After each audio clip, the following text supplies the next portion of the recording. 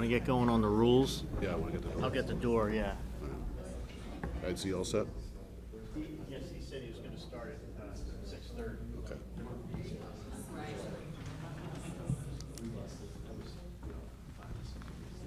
All right, we're going to get started. Good evening. Welcome to the September 25th, 2018 Zoning Board of Adjustment meeting. To my left is Mr. Carter Falk, who is the Deputy Planning Manager for the City of Nashua. To my right is Mr. Jack Currier, who is our Vice Chair, and I'm J.P. Boucher, your Chairman. We are expecting Ms. Vitale anytime now. She is committed to being here, so I'll get going with the rules, and we'll make sure that she's here before we start. This meeting is recorded by a written transcript and by video recording. Please direct all testimony into the microphone, and we ask that only one person speak at a time. If you don't have tonight's copy of the agenda, I believe it's out back or on the side. Tonight we'll be hearing requests for deviations for the Nashua Zoning Code in the form of applications for special exceptions and variances. A special exception is a request that seeks permission to do something that the zoning ordinance permits only under special circumstances. The 5 criteria required for this board to grant a request for a special exception are that 1, the requested use must be listed in the table of use regulations as a special exception. 2, the requested use will not create undue traffic congestion or unduly impair pedestrian safety. 3, the requested use will not overload any public water, drainage, or sewer system or any other municipal system, such that other areas of the city will be subjected to hazards affecting health, safety, or general welfare. 4, any special regulation for the use set forth in other sections of the zoning ordinance are fulfilled. And 5, the requested use will not impair the integrity or character of the district adjoining zones, nor be detrimental to the health, morals, or welfare of the residents of Nashua. A variance is a request that seeks permission to do something that the ordinance does not permit.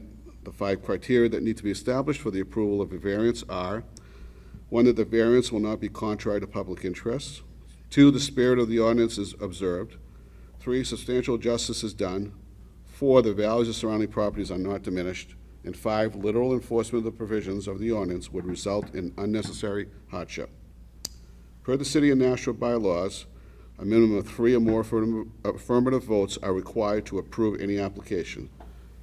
Also, this board will hear all scheduled cases as long as a quorum of 3 voting board members are present at this meeting. Any citizen has the right to contest the decision that this board makes. Should we make a decision that you believe is an error, you have the right to request a rehearing. A written rehearing request must be received through Mr. Falk and the City of Nashua Planning Department within 30 calendar days from the day after a decision was made. Should this board not grant a rehearing request, you can file an appeal directly to the New Hampshire Superior Court. You can contact Mr. Falk for more information on that. Per our approved Zoning Board of Adjustment bylaws, the review and decision of each application occurs in 2 parts. The first part is the public hearing. This is where the applicant and citizens address this board and speak to the merits of the case. The order of testimony is as follows. First, the applicant will have 15 minutes to present their case. Then those in favor will have a limit of 5 minutes each to testify. Then those in opposition or with questions will also have a limit of 5 minutes each to testify. Then the applicant has 5 minutes to speak in rebuttal.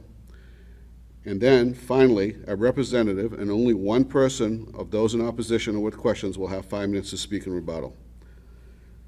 We'll ask that you direct all testimony to this board and not the audience. If you have any questions about the application, then they'll be directed to the board and we'll get the answers for you. Second part of tonight's agenda of meeting is called the public meeting, where this board debates the merits of this case amongst ourselves. Please note that during the public meeting portion, there is no testimony allowed from the audience. We ask that you silence your cell phones. If you need to have a conversation, we ask you to step out into the hallway. Acoustics are great in this room, so we can hear everything. Mr. Falk, are there any changes to tonight's agenda? Other than the last meeting from September 12th, all those cases will be held first tonight. Okay. So what Mr. Fox saying is that we had to postpone a meeting from September 12th, right? Yep. And so we'll hear those cases first, so usually there's an order to those cases as advertised. As advertised. Okay. Any other questions from the audience? Okay. As like the last meeting, we are going to take, we're going to take 5, 10 minutes, 15 minutes, and hopefully Mrs. Vitale will be here. Again, we need 3 voting members for a quorum, and right now there's only 2 of us. So we're going to wait a few minutes, and then hopefully we'll get going. Thank you.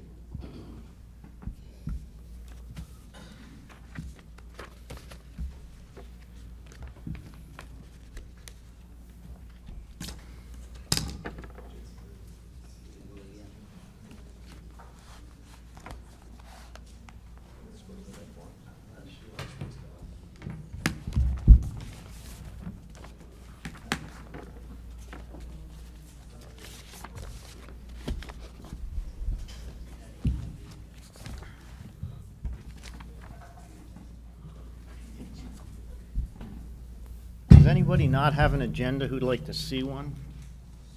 See a couple.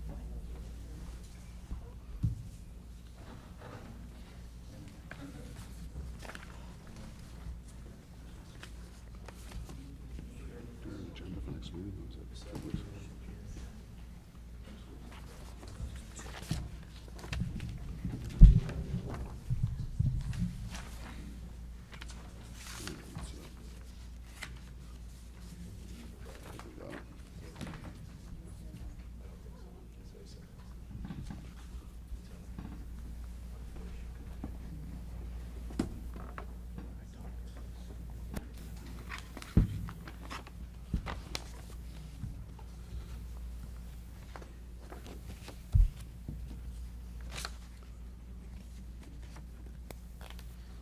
I might go out in the hall. Thank you, Jack.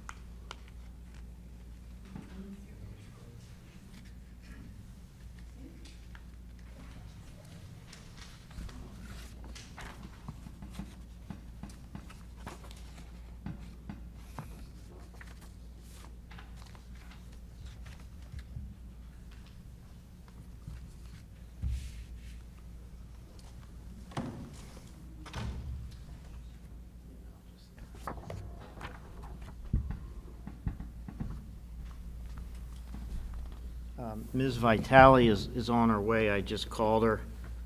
I guess the street was closed with water across it, so she says she's just a couple minutes away, and then we'll get going.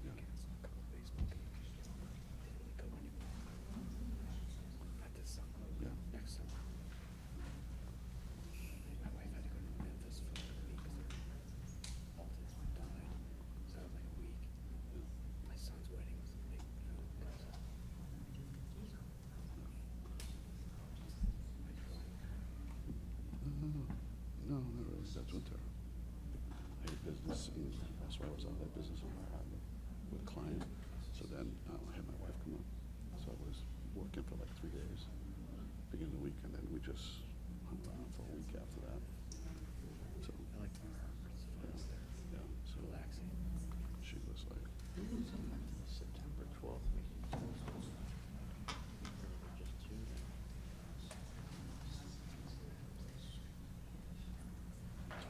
probably so.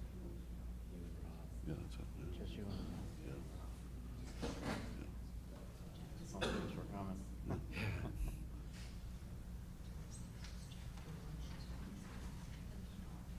Yeah, maybe, just, give Dave an email again. He's been pretty, radio silence. The stuff is, Every meeting, it's something.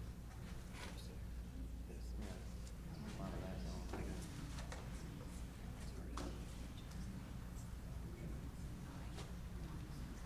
Yeah, you can't,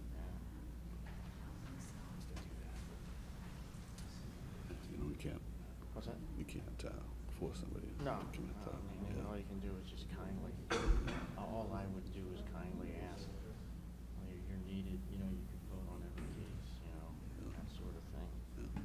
I mean, I can understand if there's 6 here and you're not voting, still, I was always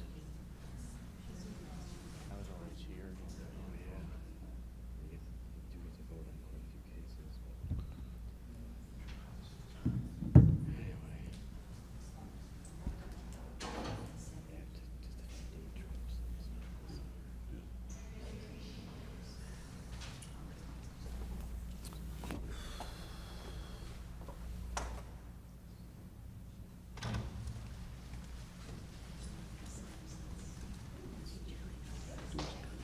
So, Your job.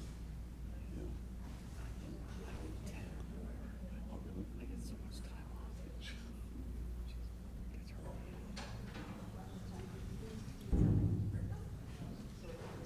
taking my tools out just to do something around the house. Yeah, yeah. So probably not bad. It's probably, Yeah. yeah. Oh, yeah. Hundreds of emails. Especially.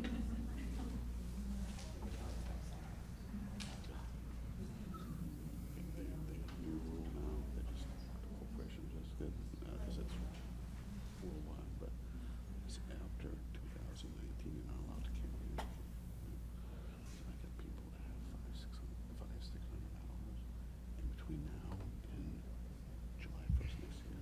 They have to take everything down, lose it, and only have remaining with it for 1 year. And then, and so at the end of 2019, the idea was to, on the last day of December, you have no days left, and if you do, you lose them. So, oh yeah, I've got people taking, I got people around, like, A lot of time, yeah. no, they're not gonna lose it, so they're planning, they're spreading, they're trying to spread it out, but I got people taking 2-3 weeks at a time. Yeah, so it's kind of killing night production. Yeah. But, they've been around for a long time, they carry over unlimited weeks. A lot of them had sick time, unbelievable amount of sick time, and they changed the policy where you couldn't get paid for it, which is fine.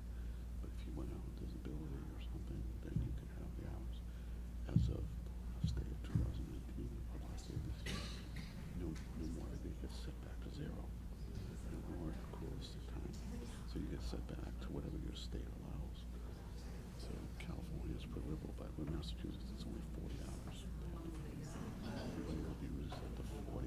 That works enough. So I got people that have, the lowest one now is 300. So I got a bunch of people that because they can get paid for something. Get replaced.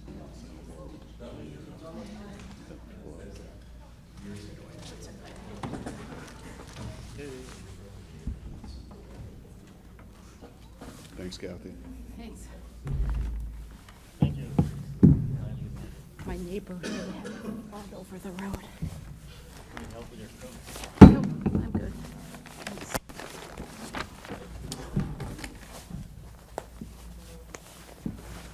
I'm good. You good? Okay. All right, we're going to get going now that Ms. Vitale is here, so we'll welcome Ms. Vitale. So now we have a quorum. We have 3 voting members.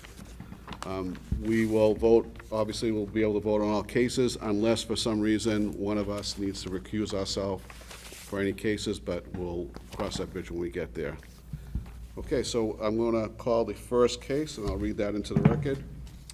This is for John E. and Shirley M. Souza, owners of 155 Harris Road, Sheet C, Lot 1691, requesting a special exception from the Land Use Code, Section 190-32, to allow an accessory in-law dwelling unit in the lower level of home.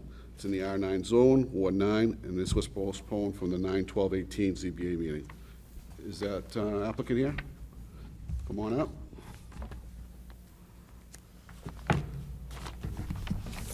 So if you could state your name and address, please, for the record. Yeah, I am John Souza, and I am the owner of the home at 155 Harris Road.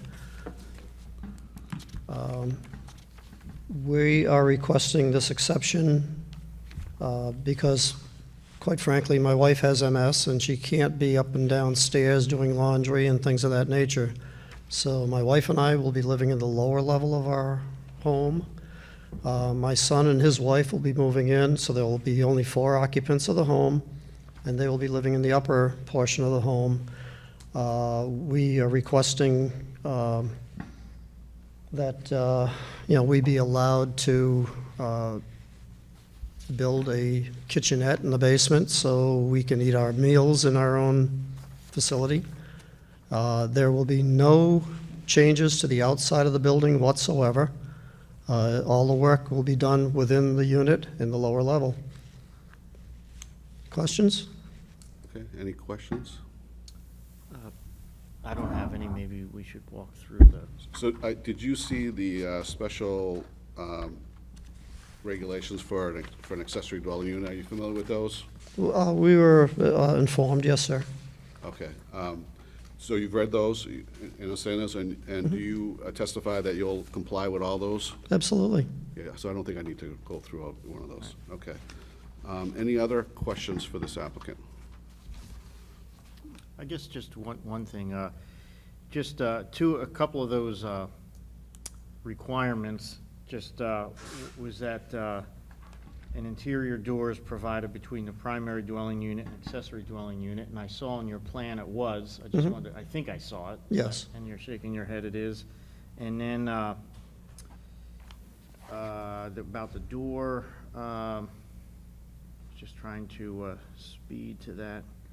No new entrance or accessory to the dwelling unit shall be constructed on the front or frontage side, and by your testimony, Nothing is that's changing. not the case. I just wanted to tick through those two because we've had some times where an accessory dwelling unit goes in and then the folks want to do that later, but from my review of your application, it looks pretty thought out, and I think you've thought that through, and your testimony is you don't need the door or the other driveway. Correct. You have a door inside. Yes. Yeah, I mean, it's basically my family living there. Yep. Okay, I'm all set. Any other questions? No. Thank you, you're all set. Thank you. Is there anybody else in the audience that'd like to speak in favor of this application? Okay, seeing none, you can have a seat. Is there anybody who'd like to speak with concerns or in opposition for this application? All right, seeing none, I'll close the public hearing and open the public meeting. I'm favorable to this application. I think the written application is pretty thorough, and it explains exactly what they're doing with the floor plan. They've testified that the 9 criteria are met in taking a site walk by the place. Nothing's changing on the outside, so this is, I think, right in line with meeting the criteria for a special exception, and so I'm good with it as it's presented. Ms. Vitale? I would agree. The applicant stated that they were familiar with all the stipulations, and it looks like they are met, so I would agree. All right, I'm also in favor. You are acting as the, I'm doing a lot of writing here. okay, so Ms. Vitale, I can make the motion, or you can make the motion? If you want to go ahead and do Okay. this first one, Sure. then I'll go up from there. Okay, thank you. I'd like to make a motion to approve the special exception for John E. and Shirley M. Souza, owners of 155 Harris Road, Sheet C, Lot 1691, requesting a special exception from Land Use Code Section 190-32 to allow an accessory in-law dwelling unit in the lower level of the home. It's in the R9 zone, Ward 9. We find that it is listed in the table of uses. We find it will not create undue traffic congestion or unduly impair pedestrian safety. We find that it will not overload public water, drainage, or sewer, or other municipal systems. We find that the special regulations are fulfilled, which are the accessory dwelling unit special regulations, all 9 regulations that was testified by the applicant. And we find it will not impair the integrity or be out of character with the neighborhood or be detrimental to health, morals, or welfare of the residents. So with that, I make a motion to approve the special exception. Seconded by Ms. Vitale. Any discussion? Seeing none, all in favor? That's 3-0. So your motion passes. Congratulations. Just highly unlikely, but just be aware there's a 30-day window of appeal if somebody were to feel that this was an unjust decision. So other than that, congratulations, and you're all set. Yes, you can leave.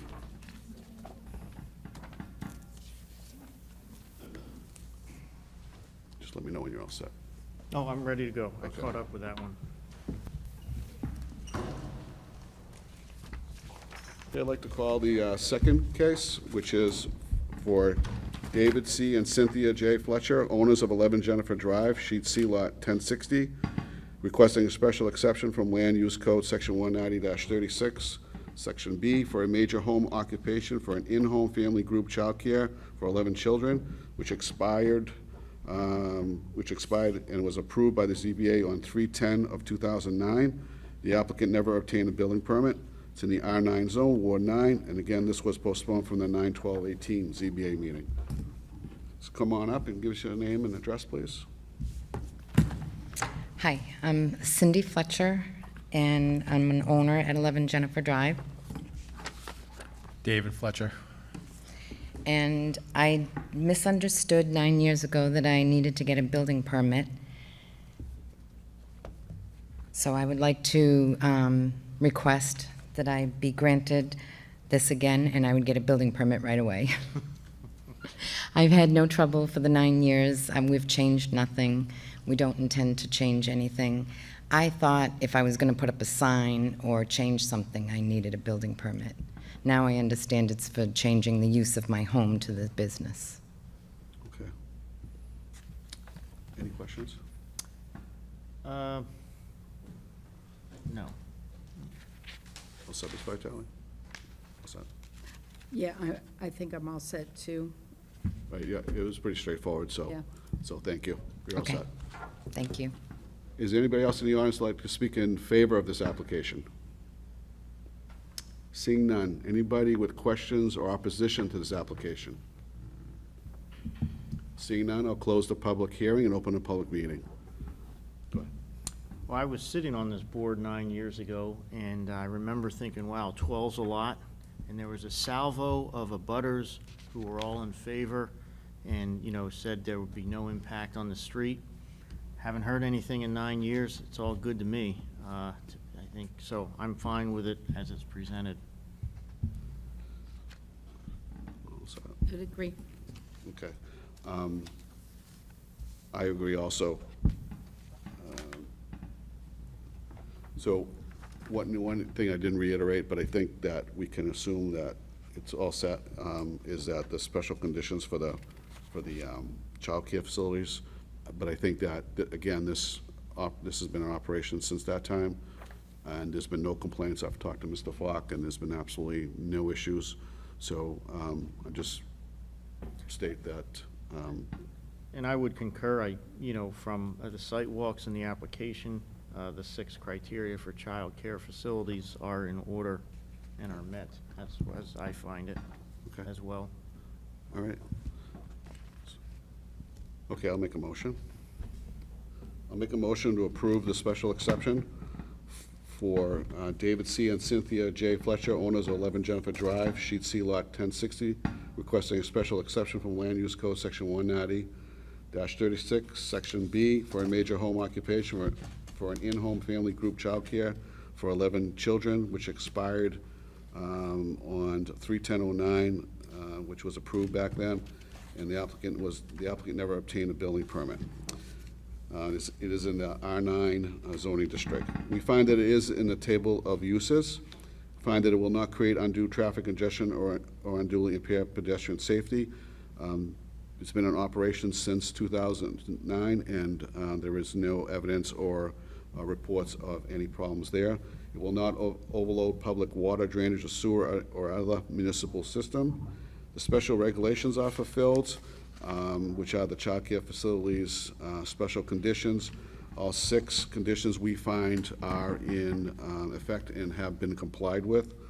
It will not impair the integrity or be out of character with the neighborhood or be detrimental to health, morals, or welfare of the residents. With that, I make a motion to approve the special exception. Seconded by Mr. Courier. Any discussion? All in favor?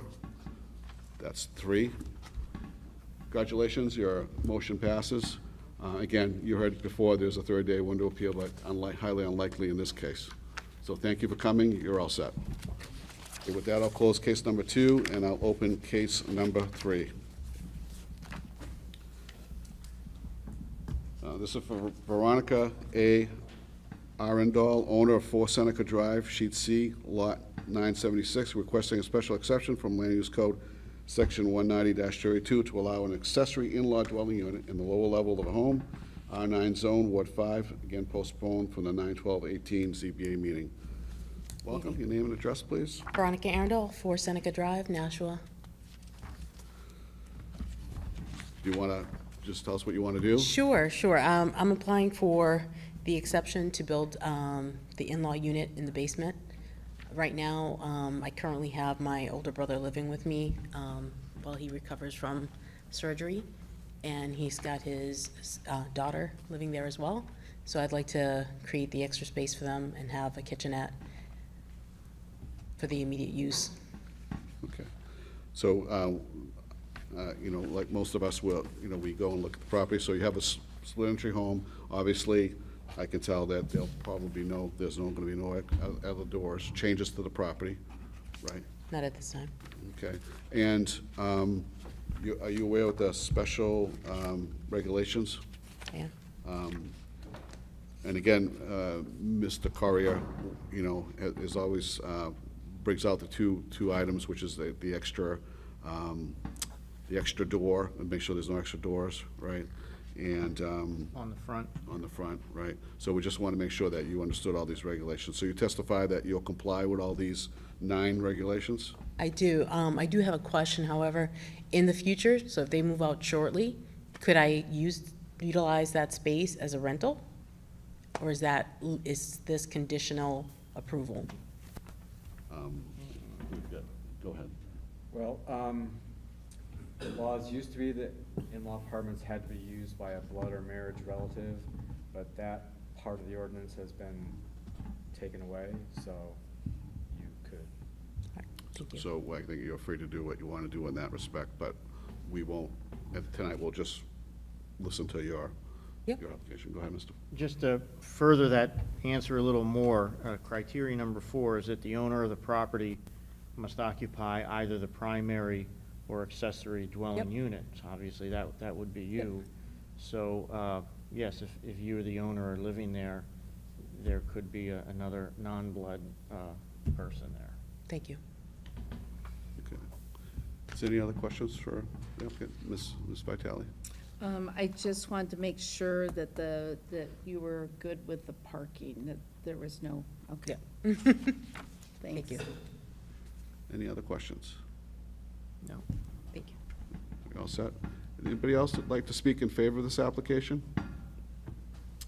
Seeing none. Anybody with questions, concerns, or opposition with this application? There's no, sir, were you going to get up or no? You all set? Okay. So again, I just want to make sure there's no more questions or concerns or opposition to this application? Okay, seeing none, I'll close the public hearing and open a public meeting. Mr. Correa. I find support for the application. As you know, the state has, these accessory dwelling units have been morphing, and this is, kind of meets the criteria right in line. There's no variances needed. In looking at the house, I expect that if this is approved and enacted, you really won't notice a difference on the outside, which is the whole idea. It'll remain looking like a single-family home, yet the owner could use it for the enjoyment of her family or someone else in the future. And so it meets the criteria. It's a dead-end street. It's all good to me. Okay, good. Ms. Vitale? I agree. All right, I'm also on the same page. Would you like me to make a motion? Sure. I'd like to make a motion for the owner, Veronica Ardenal, at 4 Seneca Drive. The description is Veronica Ardenal, owner of 4 Seneca Drive, is requesting a special exception from the Land Use Code, Section 190-32, to allow an accessory in-law dwelling unit in the lower level of her home. This special exception is listed in the table of uses, 190-32. It will not create undue traffic congestion or unduly impaired pedestrian safety, will not overload public water, drainage, or sewer, or other municipal system. The special regulations for accessory dwelling units are fulfilled and acknowledged by the applicant. Will not impair the integrity or be out of character with the neighborhood or be detrimental to the health, morals, or welfare of the residents. There was no testimony in addition that was against or for. I make this motion to approve. I'll second that motion. Any discussion? All in favor? That's 3-0. Congratulations, your motion passes. All right, thank you.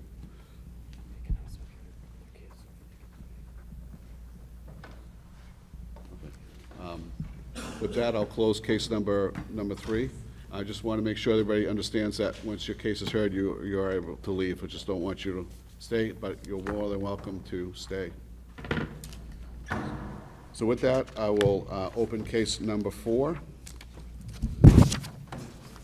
Case number 4 is New Hampshire College, care of Southern New Hampshire University, owner, Harbor Property Group applicant, 546 Amherst Street, sheet H, lot 178, requesting a use variance from Land Use Code, Section 190-15, Table 15-1, Number 15, to construct a 5-story, 48-unit multifamily building. It's in the GB, so the General Business Park Industrial Zones, Ward 2. This again was postponed from the 9/12/18 ZBA meeting. Welcome. Thank you, Mr. Chairman and members of the board. For the record, my name is Gerald Prunier. I'm an attorney with offices at 20 Trafalgar Square in Nashua, and here representing the applicant this evening. Before I'd like to start, I would like the board to note my objection to proceeding without a full board. And that's just for the record to keep my options open. I'll walk with it this time. This is a piece of property that's located on Amherst Street. It was used by Southern New Hampshire University for classrooms and other uses. It is on a triangular piece of property that is over 3.1.5 acres. What is being proposed is that the building that exists be resurfaced and be reused for small tenants, and that's for retail commercial tenants, and that a construction of a 5-story, 48-unit multifamily building be constructed on the easterly side. The first floor would be for parking of 45 cars, and the other 4 floors would have 12 units on each for a total of 48 units. This is a split zone. It is park industrial and general business. And the interesting part is that in general business, which is most of the lot. It does not have a permitted use as such, but if you go to from the table of uses to the table of dimensions and so forth, it allows 12.5 units per acre for that particular piece.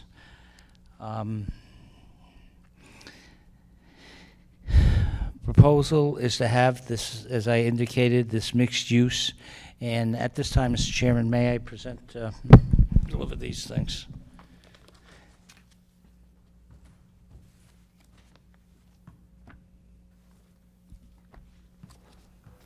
Thank you.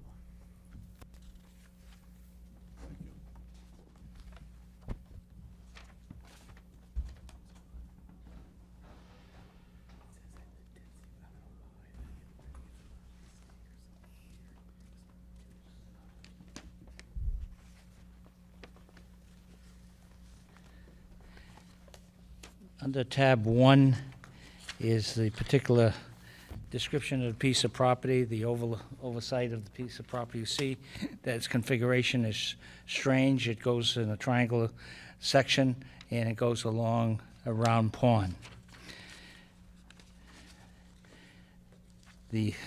Under tab 2 is a proposal of the plan for the development of the piece of property. Under tab 3 is a copy of the proposed building that would be constructed along the easterly side of the property. And under tab 4 is a letter from one of the abutters on the easterly side, the Tamposi Limited Partnership, which says that they are in favor of housing and that they believe the city needs that. And I think that if you saw the paper this morning, you saw the comments from Mayor Donchis of needing housing in the city. And this evening, Tim Cummings, the Economic Development Director for the City of Nashua, was to appear before you, but he is downstairs in a public hearing on the Arts and Science Center. He was hoping to make it up here if he had time after that, but he's down there. He wanted me to tell the board that he is in favor of it, the city is in favor of it, they need this type of housing, and they'd like to see it go. And one of the reasons are we have a shortage of land in the city of Nashua for this type of housing. Multifamily housing, there's very little land left. This is an opportunity to provide housing as well as to do what is going to start coming into the city, mixed uses, where there'll be a use of commercial or retail property along with housing. In some of the areas, it'll be commercial retail on the first floor and housing on the second floor and third floor and so forth as the city starts growing and the zoning changes. We feel that the area will be revitalized. It won't affect adversely any of the properties in surrounding areas. While I think of it, there may be one of the butters that want to speak this evening. Either I don't know if it's for or against, but on the southerly side, along this side, there are some concerns about the fact that some of the residents may park in his parking lot and or cross over there. If the board decides to give the variance, we are prepared to put up a fence along that area to stop anyone from our side going over in that area. But I'll let him speak for himself as to what his concerns are. We have a large lot. This large lot provides us with some of the needs for the city of Nashua. It's a public interest. It's within the spirit of the ordinance. As I said, the dimensional requirements of the spirit of ordinance puts those units in.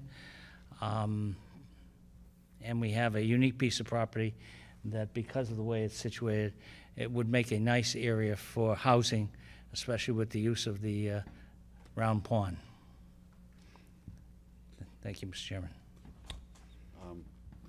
Could you speak to, you spoke to in the table there was a 12.5 units per acre density, in the density. But again, when I looked, in the Matrix. in the matrix, right, in the matrix, but, housing is not allowed in the GB zone. So I guess explain to me that discrepancy a little bit to me, And then, again, why, we should allow this, or why, we should be looking at this in the GB zone. Other than that, that we need housing, but again, I'm just trying to get a little more information from you. Yeah, it's a unique situation in the zoning ordinance, and why it was passed that way, I didn't vote on it, so I can't tell you why it was passed that way. But it's strange that it allows, in one instance, housing in that particular area.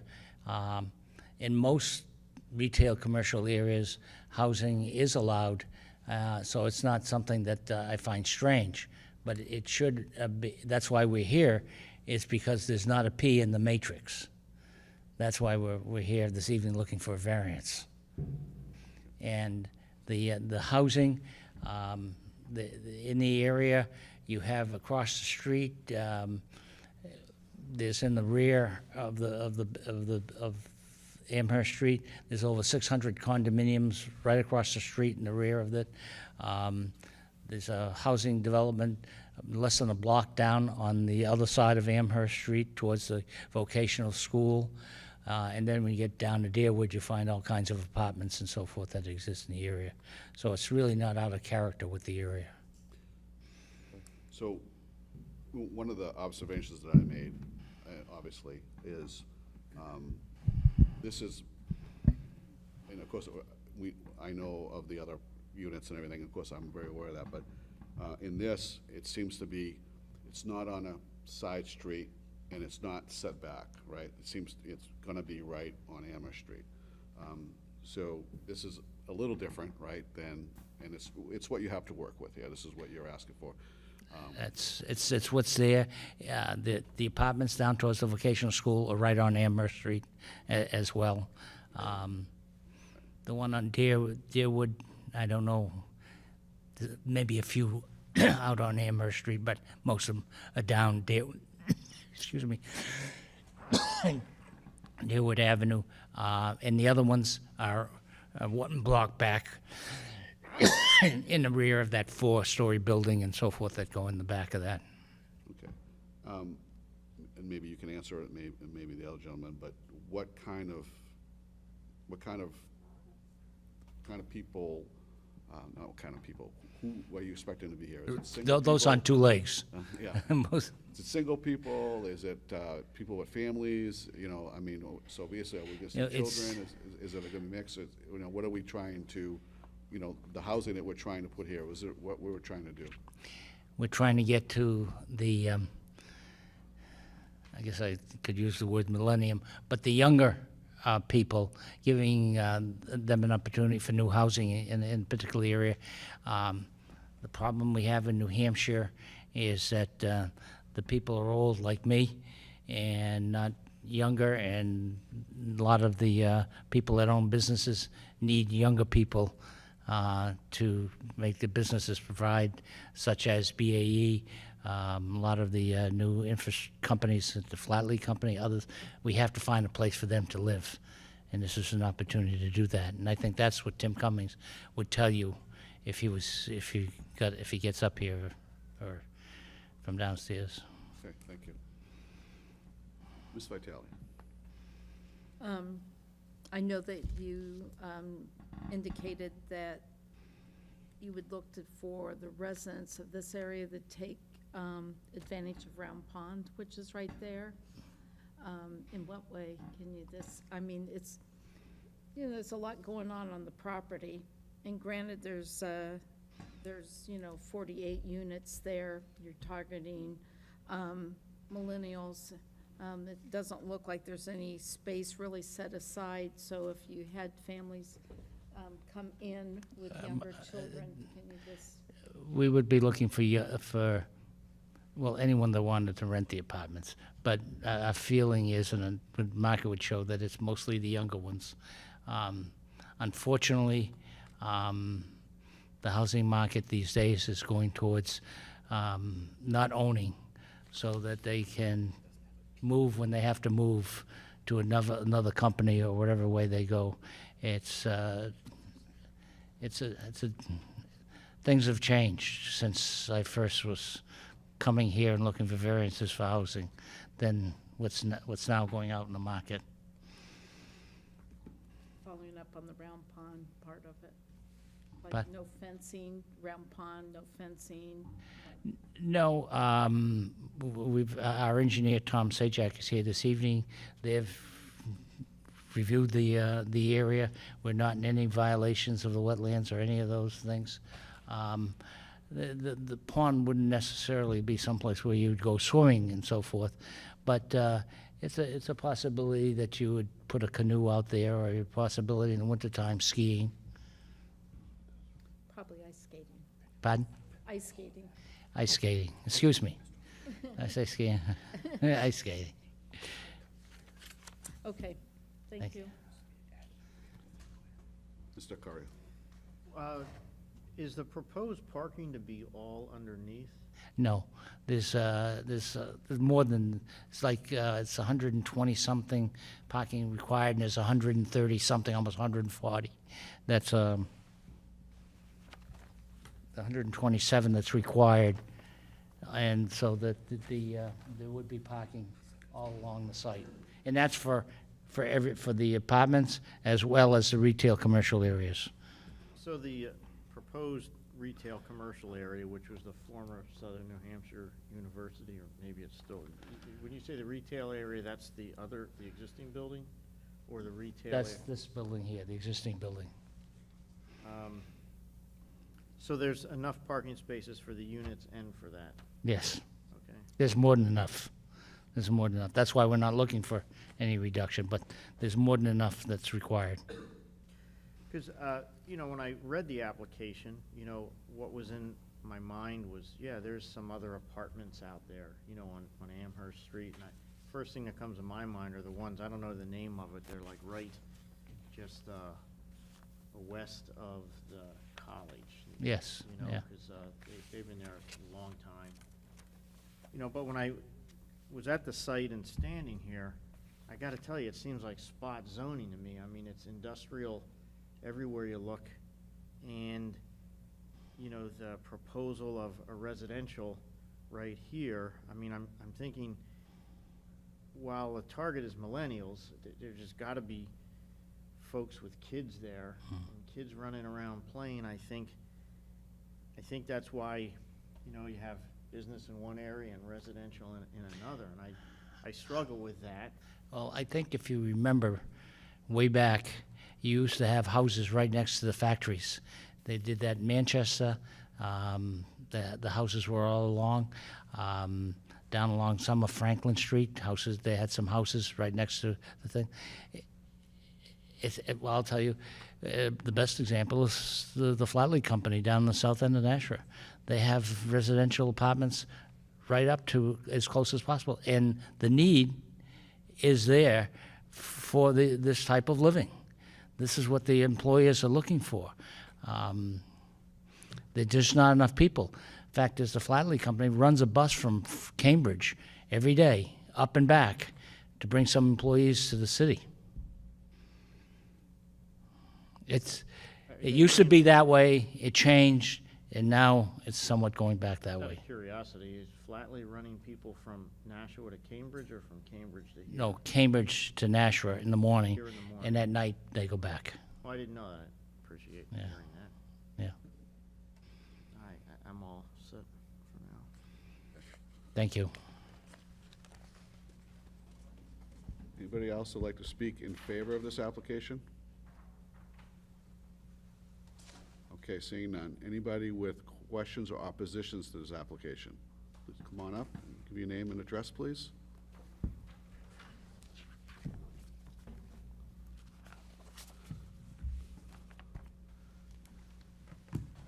So my name is Jim Conway, and I'm a member of Round Pond LLC, which is the abutter on the south side of this site right here. So, right here. You can lift that I microphone up. I live in Hollis, New Hampshire, Thank you. 297 Pine Hill Road. So, This building that's here is occupied by Conway Office Solutions, and that's the company that I founded in 1976. I have my sign, my metal sign that I used to have on the side of my truck. When we first started in business, we only had a couple of employees, okay? We were at 41.5 Otterson Street. We then moved to 300 Main Street, then we moved to 28 Sharon Ave, then we were on the Nashua Airport, and then we bought the land from the Bellavance Beverage Company out there, right here. And we anticipated that we were in an industrial park, general business zone, and we built a $3 million building. We have probably $6 million of inventory at any given time in the building.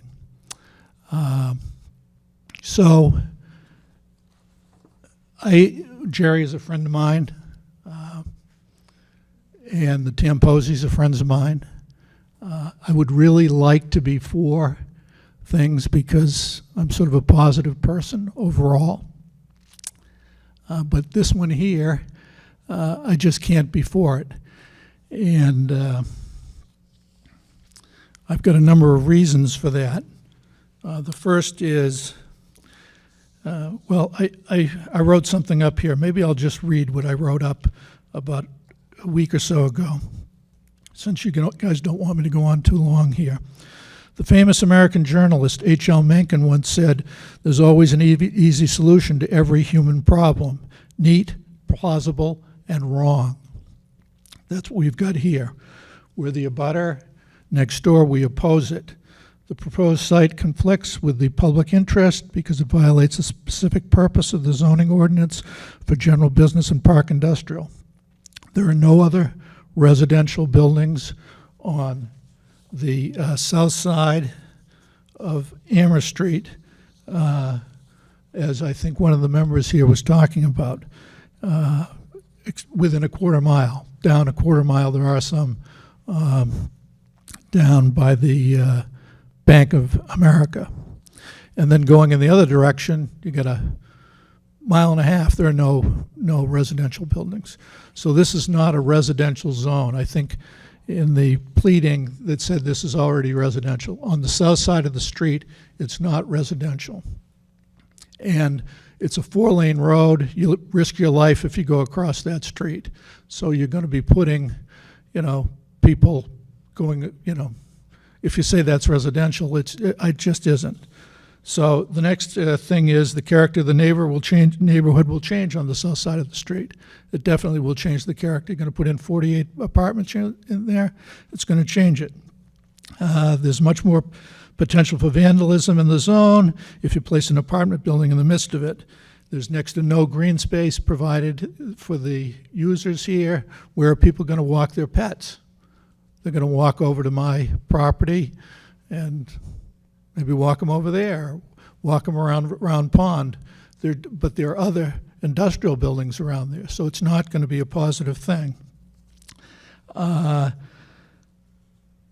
There exists a possibility that the property value may go down in light of having this building there. I don't know that for certain, but I offer that up as a possibility. And then the last is there's absolutely no hardship here. This lot, it is a triangular lot, but it's been a triangular lot for the last 50 years. And this building here has been here for 40 years or thereabouts. And there hasn't been a variance requested for the last 25 years. It's just sitting there, and you could put plenty of things in there. You could put right across the street from this building, there's a 4-story office building. You could put an office building on this lot. You could put you could put another industrial building on the lot. The idea that you have to put in 48 apartments just seems very odd to us. So my last sentence is, there's no hardship. There's really no problem with the lot. Fish do not need bicycles. There's no problem. Thank you, sir. Any questions? No? Thank you, sir. Does anybody else like to speak with questions, concerns, or oppositions for this application? Okay, seeing none, Attorney Prunier, you have a... Again, for the record, my name is Gerald Prunier, and I represent the applicant here this evening. I'm just stating that as far as the hardship, we have a strange-shaped lot. It's a triangle lot that leaves the most of the area in this area, that where the building is being constructed as the best place and a best use to using that. Again, the building has been empty, that exists there presently for approximately over 2.5 years. According to Southern New Hampshire College, they have had no interest in it. This is the purpose of trying to get a mixed use to put some life into it. I think that the property values won't go down, they will go up. This is going to be something new in giving some vitality to the area. As far as Mr. Conway's business, it's a great success story, and it was a nice thing that this happened in Nashua. Thank you. Any questions? So, just one question, and again, I think you spoke to it, but and I know that the comment was made. So, in the general business of this, there's a litany of things that could go in there. That's correct. And so, I understand, you know, that what you're saying is that the hardship is the shape of the lot, correct? It allows, that's right. All right. That's one of the reasons for it. And it's right on Round Pond.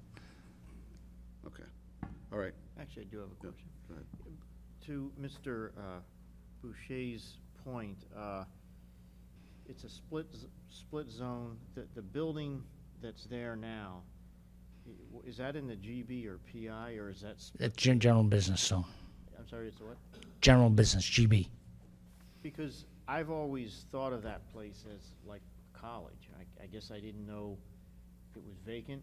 I remember taking a class there probably in 1988 or 1989. And I never knew it to be any different. But as a general business zone, I mean, that could be a variety of things such as retail. It could be a variety of reasons.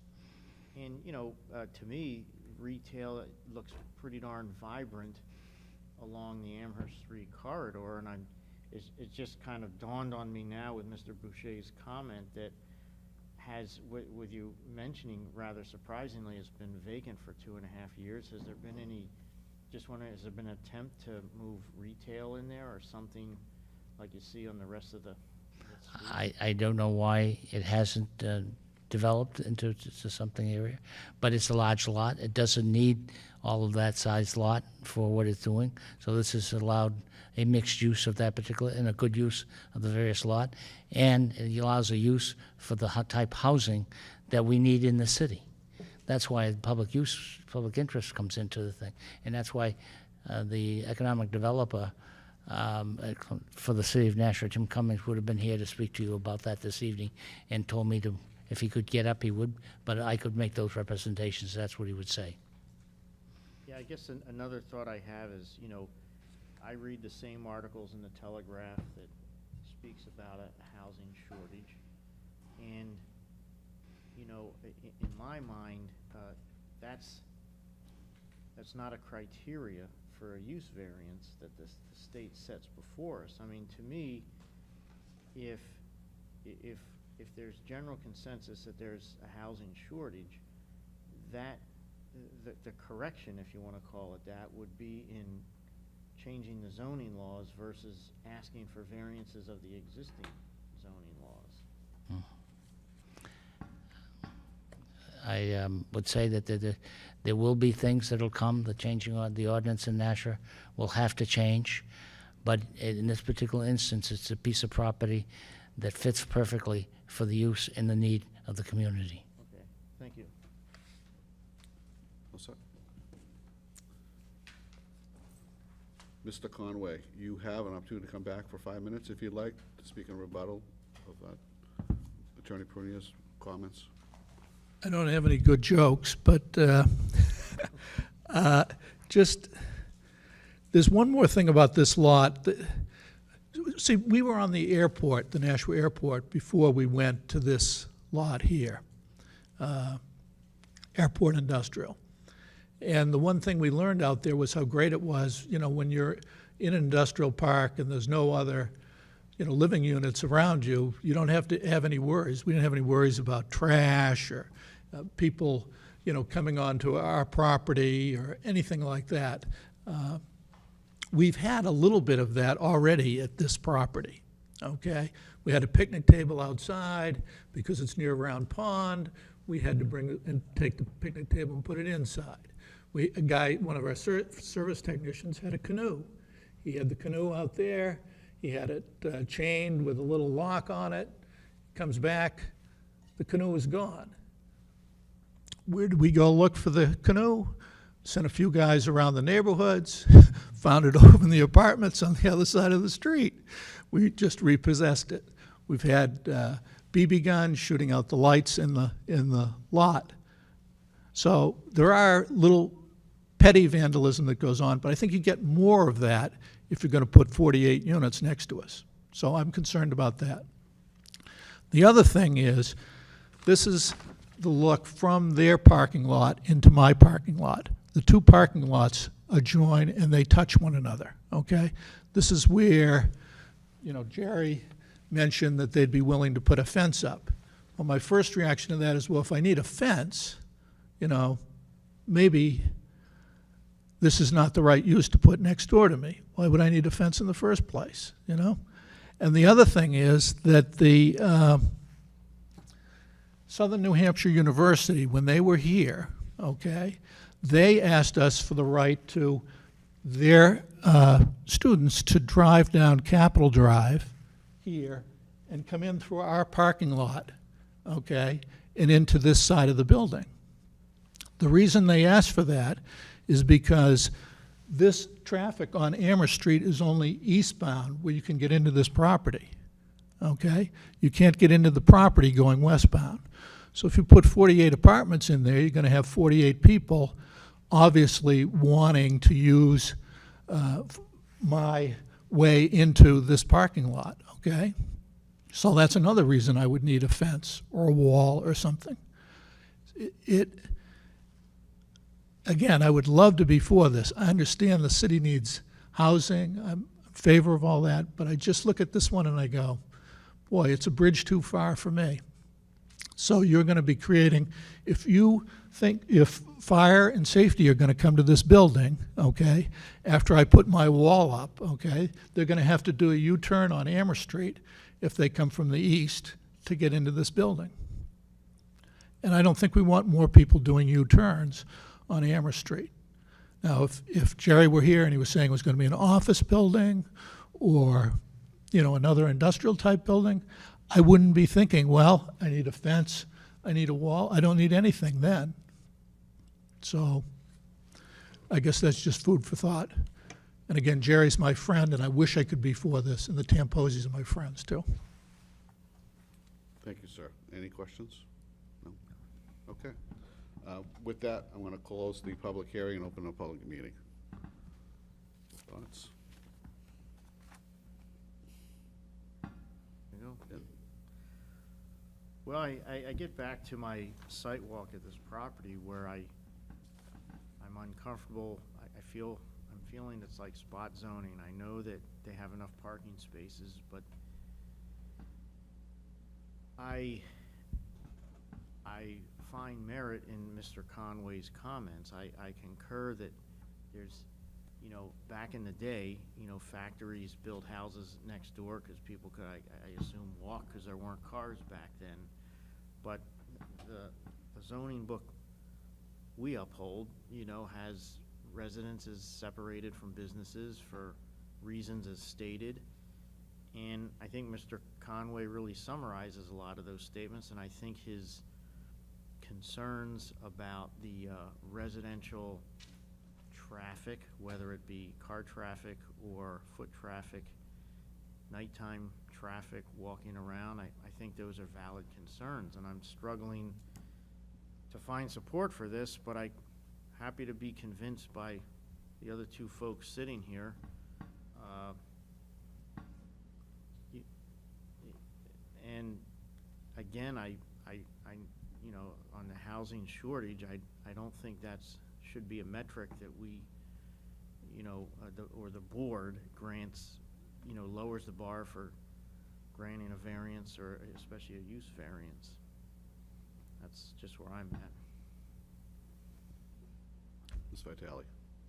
I think I'd have to concur with everything Mr. Courier said, and with Mr. Conway also. Although I'm happy about the amount of parking that is proposed for that. That's almost the only thing that I'm supportive of. You know, the traffic from the, you know, apartments is a continuous, where when it's a business, you know, it's in the morning, out at night. When you go to housing, it's a continuous area. Doesn't line up with anything. That all bothers me, and it is eastbound only, which for an office building wouldn't make a difference because you're coming in at one time and you're leaving at a time, but I really, I don't think that we should change it for an apartment building. And I know it's been 2.5 years that they've been looking for the other location, but there was nothing there stating what the objections were regarding why it's not, why somebody hasn't moved in that amount of time. I'd be, you know, that there's no background to saying if they were actively and everybody's saying no and they're coming through it and everything. 2.5 years, I don't know why. Maybe it was marketed wrong. Okay. You know, I'm struggling with it a little bit also. I have no issues with needing more housing. I mean, I can see that clearly. But this location, was really struggling with this one in particular because, you know, I know that the applicant has stated that there is a, the property is unique and there's something, you know, with that, with the shape of the property, but, you know, the property is, to me, if we could put, if that size building could be put there, I'm looking at it like there's a lot of other uses, you know, from restaurants to storage facility to whatever you want to throw there, you know, and I think that there's opportunities for other things to go there. So I don't think that it's completely locked into just the housing there. So I don't necessarily have anything against the housing. You know, I look at things differently. You know, people have concerns that sometimes with more people, things happen. Sometimes with more people, there's more eyes, and, you know, sometimes it's better. But, and again, that's neither here nor there. You know, that's just speculation. But the hardship, in this particular case, I'm struggling with the hardship part of it. And again, we can all guess why this property's still there. Maybe it's too expensive, or, you know, they're asking too much. I don't know. It's not really our purview. But I think there's still other opportunities in that location for other uses. So I'm having a hard time with that. So kind of sounds like we, you know, there's, go ahead. I just wanted to speak again. I'm in concurrence. I didn't speak before specifically about the hardship. But, you know, there's two opinions tonight on hardship. One is it's a triangular shaped lot with a lot of parking, and therefore, you know, put a building in it, apartment building, but there's also, if there's room for other building, it could just as well be a building to house the zoning that it's there for. So I don't find the fact that it's a triangular shape lot a hardship for granting a variance to residential use. So I mean, I think you're saying the same thing, but I just wanted to get out that I don't find a hardship in the triangularity of the lot either. Ms. Vitale?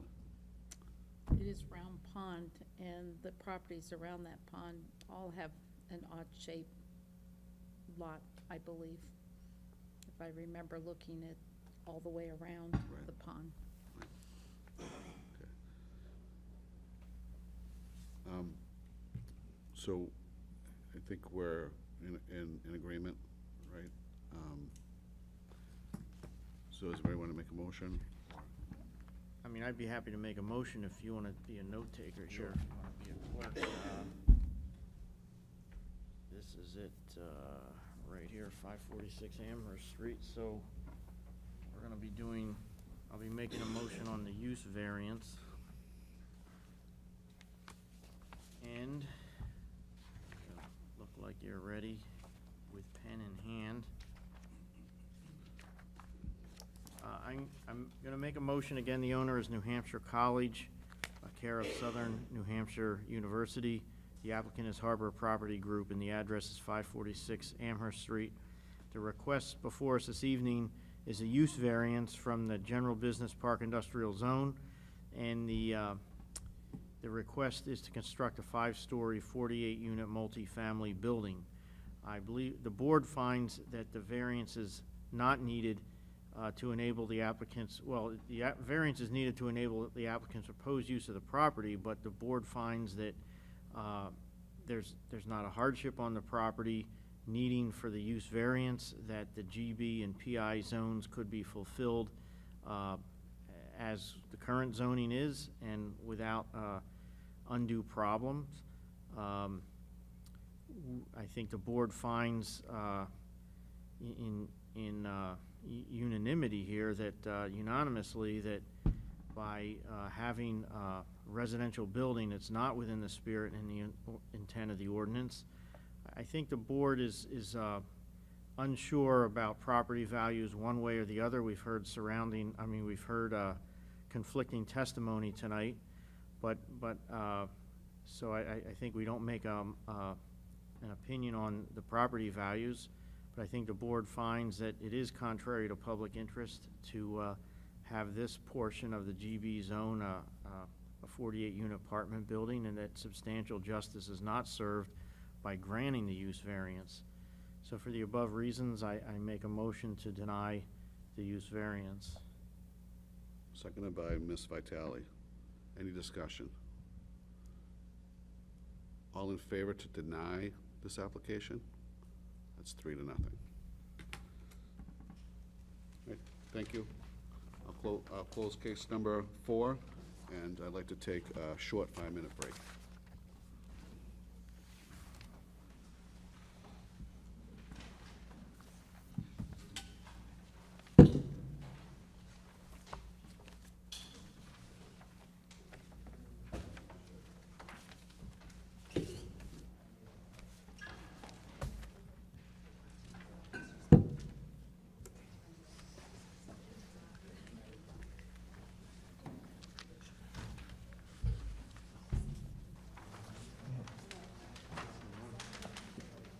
Yeah, I'm just, we'll catch up. I can take care of this if you want, tonight, or you. Good, okay. Yeah, that's what I'm doing.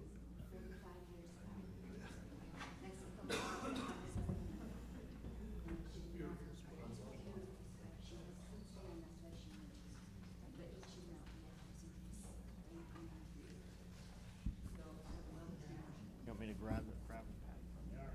Okay.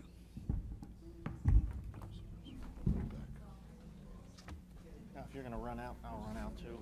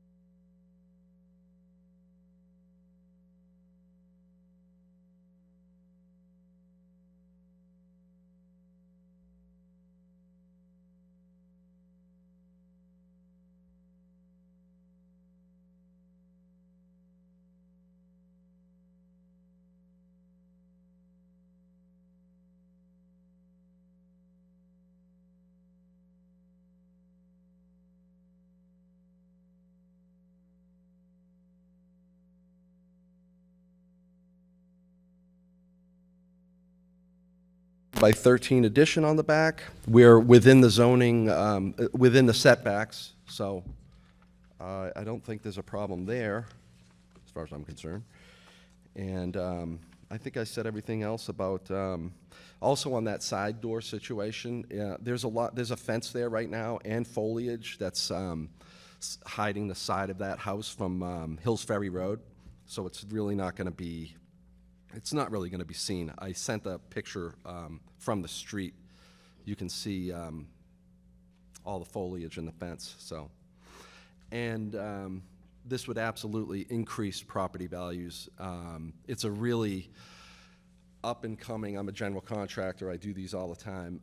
In-law apartments or accessory dwelling units are definitely a seller, and people are looking for homes right now that have them, so it's not going to detract property values at all.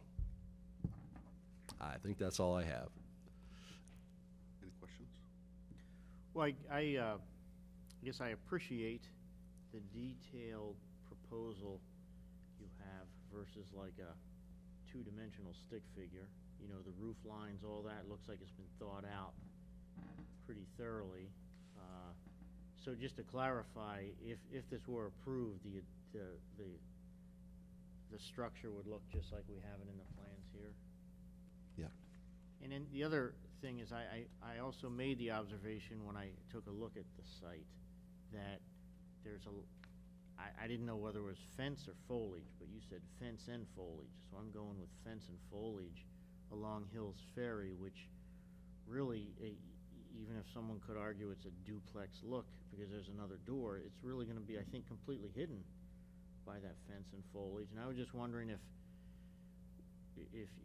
what you would think of a stipulation to just maintain the fence and foliage as it currently is on Hills Ferry.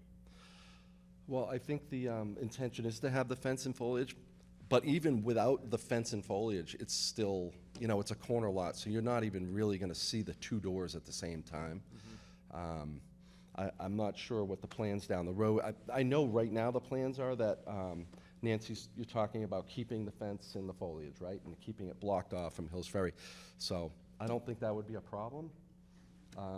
But if that needs to be a stipulation, I think it would probably be wanted there anyway, because Hills Ferry is a little more busy, right? So I think that would be okay.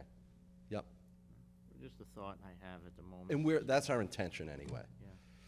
We're going to remove some of the forsythias to get in for access for construction, just so you know, and then we would replace it with something else, but it would be the same situation. Okay. That's the only questions I have. Okay. Any other questions? No. So, Okay, well said. Thank you. Thank you. Does anybody else like to speak in favor for this application? Seeing none, anybody with questions, concerns, or oppositions to this application? Okay, seeing none, I'll close the public hearing and open the public meeting. Ms. Vitale. I believe it was a pretty thorough application. In this case, the location of the door, because of the location and with the house being on the corner, I'm fine with it there. They're gonna, as per testimony, they'll maintain the fencing and foliage along that area. It meets any of the other conditions that I would look at, and I think it's well thought out. I'm favorable to the application. As I mentioned before, architecturally, I think it's well thought out and a good design. The thought I have, and it's just a thought, of maintaining the fence and vegetation, you know, certainly by testimony, this homeowner has every, you know, expectation to do so.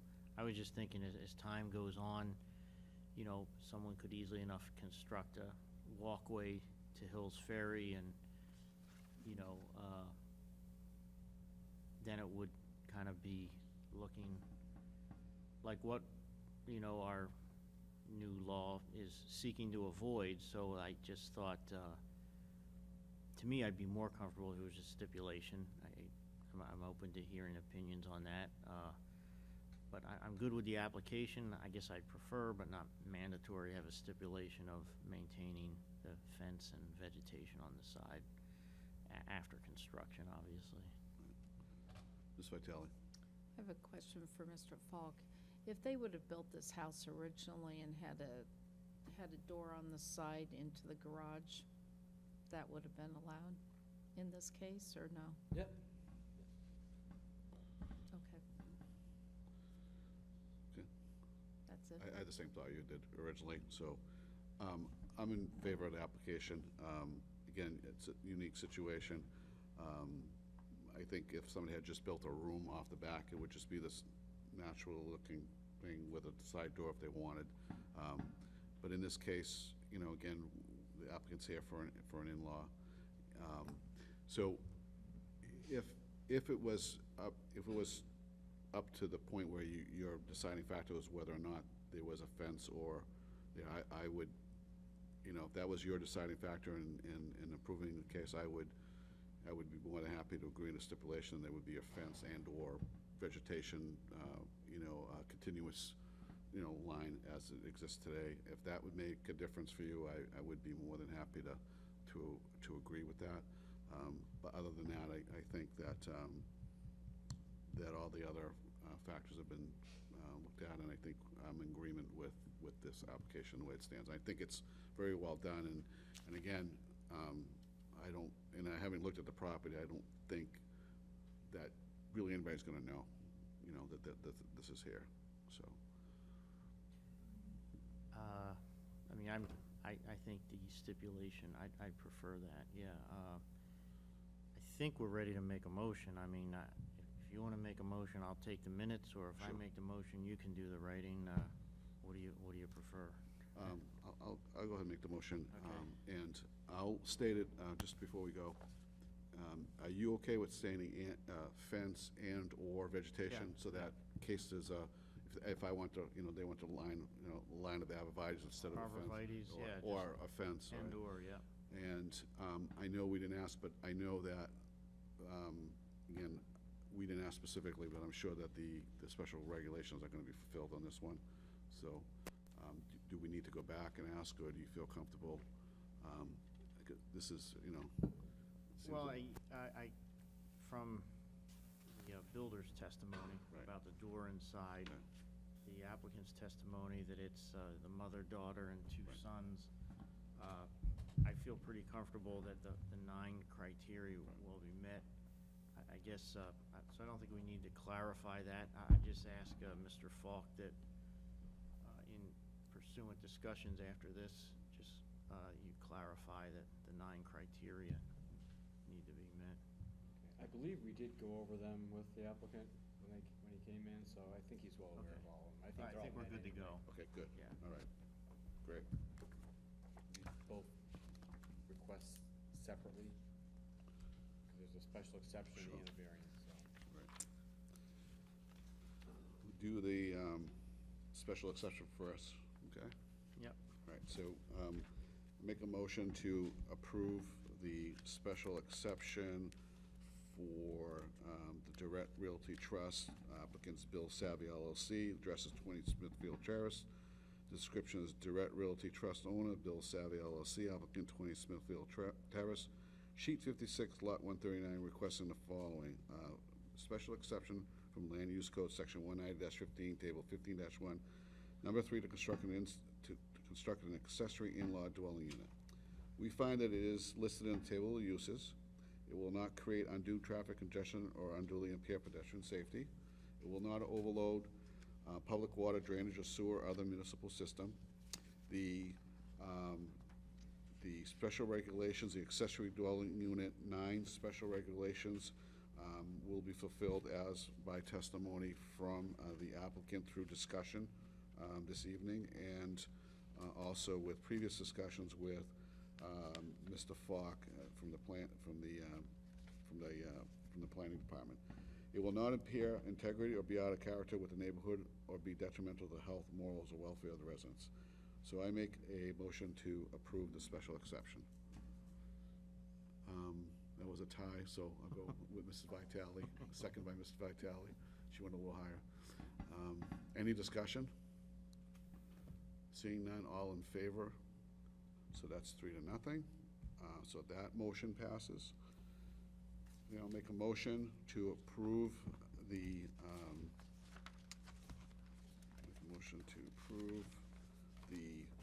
variance for owner, Direct Realty Trust, applicants Bill Savvy LLC, 20 Smithfield Terrace. The description is Direct Realty Trust owner, Bill Savvy LLC, applicant 20 Smithfield Terrace, sheet 56, lot 139, requesting the following: a variance from Land Use Code Section 190-32 to allow a new entrance to an accessory dwelling unit on the front or frontage side of a single-family dwelling unit facing Hills Ferry Road. It's in the RA zoning district. We find that the variance is needed to enable the applicant's proposed use of the property, given the special conditions of the property, and the benefits sought by the applicant cannot be achieved by some other method reasonably feasible for the applicant to pursue other than the area variance. Discussion is, again, the uniqueness of this property is that it is on a corner lot, on the corner of Smithfield and Hills Ferry Road. There is currently vegetation and a fence that blinds the side of the house that's facing from the Hills Ferry Road. We believe that it is within the spirit and intent of the ordinance. It will not adversely affect property values of surrounding parcels. It is not contrary to public interest. Substantial justice would be served. We are placing a special condition on this variance that there will be a fence and/or vegetation maintained on the Hills Ferry side facing the home to a continuous fence or vegetation to act as a blind to this side of the house in regards to the entrance, the new entrance that's being requested. So with that, I ask that we approve the variance. Seconded by Ms. Vitale. Any discussion? All in favor? That's 3-0. Congratulations, both variance and special exception have been approved. Just be aware, again, that there's a 30-day window of appeal. So other than that, you're all set, and pull your permits whenever you're ready. Thank you. Have a good night. So with that, I'll close case number 5 and open case number 6.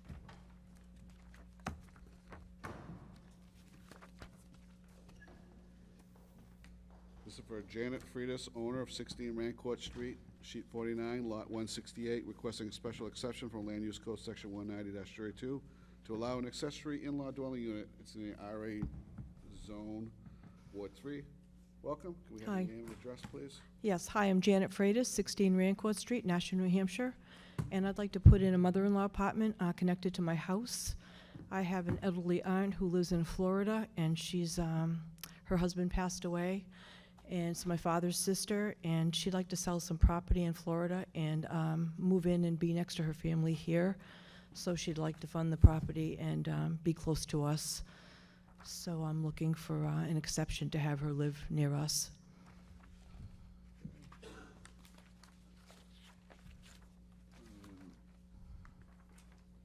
So again, you've been here this evening listening to us talk about in-law apartments. Yes. And we're going to ask you kind of the same thing. You're aware of the special regulations, the 9 special regulations? Yes. And you are in full agreement that you're going to follow those? Yes. Okay? And Mr. Corrier, I'm sure, will ask you a few specific questions on that if needed. Actually not. I think the application is complete, and Okay. that's where I'm at. All right, just want to make sure.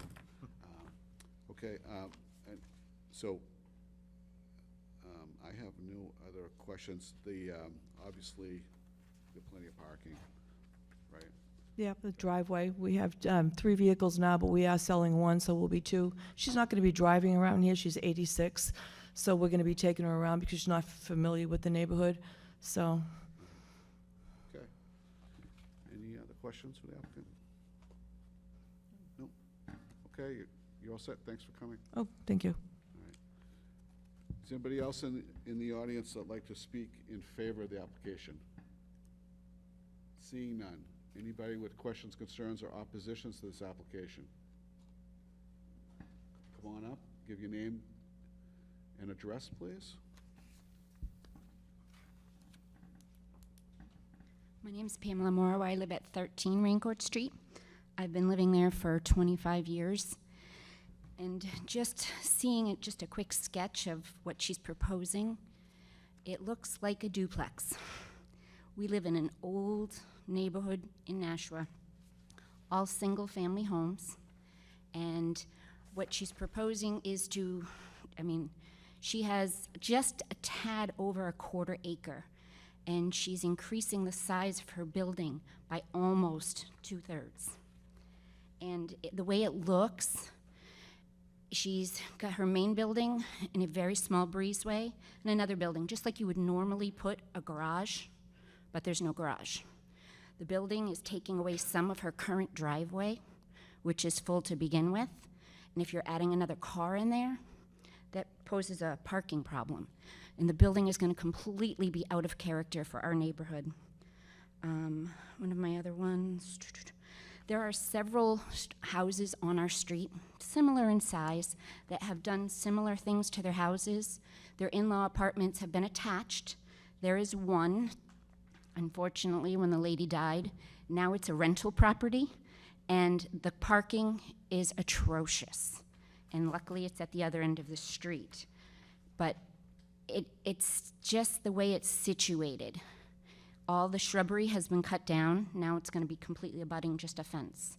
The other side, it's just shrubbery. Any questions?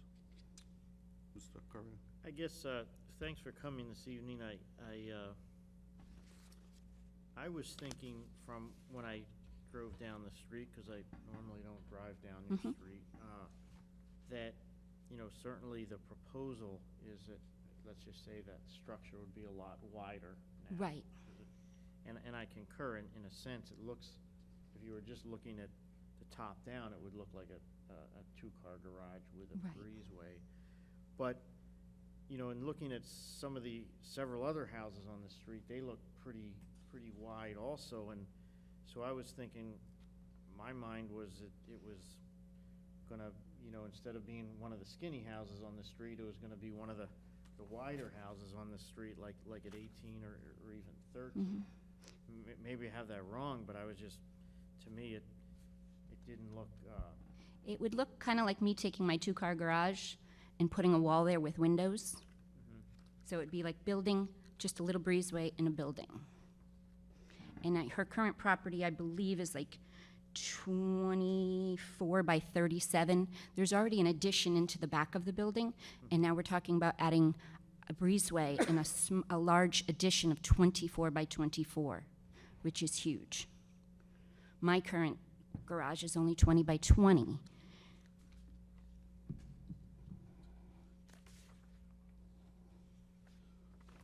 So the square footage on this proposal is 576. They're actually allowed 750 square feet. So they're actually building something that's smaller than what's allowed. I understand. And, I understand your comments about what it would look like. I guess the way I, see it, and it's been, again, I've been reminded that, that if this was an existing garage and they want to convert it into living space, they could do that. Okay. In this respect. So I know, I do understand what you're saying. It's going to be something different than what's there, and but the rest of the application in this one here is they don't encroach into any of the setbacks, front, side, or rear. So they're within their envelope. So I just want you to know that Yes. again, they're under or within all the regulations. No, she says it's an in-law apartment, and when the lady, unfortunately, when she does pass, they will be allowed to rent it. Is that correct? The current ordinances in Nashua allow that now. Okay. That's been removed. That was a state mandated Go ahead, Mr. Yeah, I Fred. just want to jump in. For the longest time, accessory dwelling units were really in-law apartments. The Right. in-law was the name of the game. That was the fundamental situation. It was about a year, maybe 2 years ago, that the state of New Hampshire drove the change to Okay. remove that. Personally, I think it's a bad idea for the city of Nashua. I live in Nashua. If you're wondering what's behind it, because I was, and I feel just to maybe throw out a little history of zoning, was there's a aging population of New Hampshire, and not in the city of Nashua, but further up north, there's a lot of big homes, and people die off, and there's one person living there that can't maintain the home. And so the idea was to better utilize the structures and allow elderly people to have other occupants, you know, or rentals, if you want to call it, so they could stay in the home, you know, more independently. That was a lot of the rationale for that. I don't think it applies much in Nashua, but I think we were a bit pushed into that because the state was going in that direction. And I think Nashua did reel in some of the language on it after it first passed. But that's a little bit of background on it. I don't know if it doesn't change anything, Doesn't but change it. just wanted to pass that on because, Okay. you know, personally, I didn't think it was the greatest idea myself, but that's the law that we're sworn to Uphold. I understand. hold. I understand. Thank you. Thank you for coming. Anybody else like to speak in opposition, questions or concerns with this application? Come on up, give your name and address, please.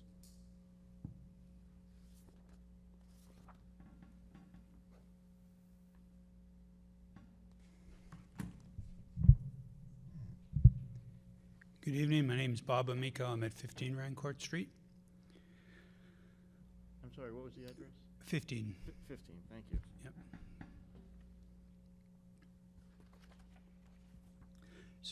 So Ms. Morrow covered a number of the points that I also have concerns regarding. Janet is a neighbor, and I don't want it to sound like or imply that there's animosity or anything like that. And I know I'm supposed to be addressing the council, but I do want her to feel comfortable with that. My concerns come from around the proposal, and there's several. So one is, we touched on this briefly. We talked about integrity of the neighborhood, design, architecture, character of the neighborhood. If you take a cape structure, which is the existing structure, and I'm in a cape too, right across the street if you drove down the street, and then take a single dwelling, turn it sideways, the garage that Ms. Morrow referred to, tack it on the side with a breezeway, and then cut the driveway short. With all due respect, that is not in the spirit of the architecture of the neighborhood. You can look at the property that I live in, you can look at Ms. Morrow's property, Ms. Queen's property. There's been a significant amount of investment put into those properties to make things look architecturally attractive. And that's not what we're talking about in this space. Now, I realize that within zoning restrictions, there are things that people can do, and every individual has the right to do what they can with their property. But if we're talking about, and I've heard this through multiple questions of other people that are applying character with the neighborhood, I don't feel that that's the case, and we spend a significant amount of money architecting our home and our addition to make it look proper. We talked about the concept of rentals. I understand the zoning and the ruling and the laws in the state of New Hampshire. That doesn't change the fact that it has an impact on the overall neighborhood. I certainly do not wish this ill on anybody, and even if it has elder parents or elder aunts and uncles or people they care for, I tip my hat to them. I've been through it myself. It's a very difficult thing to do. But unfortunately, that person will pass, and that opens up the door for the precedent of it can be rented out to anybody. And that does have an impact on the neighborhood, and that does not go to character with the neighborhood. A third point is cars in the parking, and that question was asked by the board. The response was provided that a car would be sold and that there would be ample space. That has been a challenge since the inception of the property and Janet moving in. There's three cars there now. There's barely physically space for 3 cars in the existing driveway. The proposal will shorten the existing driveway, even with one sold. If an additional person's moving in, be it a blood relative, somebody being supported, or a renter, where does that car go? Okay, right now it's on the street. There's been multiple instances of overnight staying with plowing and issues with the city. So that's a concern, and I just don't see where the extra space goes. If you bring in renters, those cars end up back in the street. In addition to that, if you're familiar with Rancourt Street, it's a moderately busy street. It is the street that it is. It has the big one on one end, which is the ice cream stand, and it has a park on the other end. And those are great things. It's nothing like in the summer you hear the click of the baseball off the bat and the kids screaming, and that's pretty cool. And they'll go up to the ice cream stand and get ice cream at the end of the day. But there's a lot of foot traffic, and we're also on a school bus route. So there's just not enough room for additional cars in the street, overnight parking or otherwise. It's very tight, very congested. So being respectful of the time, I think I've got about under a minute left. In summary, concerned with the integrity of the neighborhood, the design architecture. We talked about that a little bit. The rental precedent being set or potentially being continued. Cars in the street. Precedent already being set on cars being out in the street overnight, and the additional congestion that would add. Those are my thoughts. Okay. Any questions?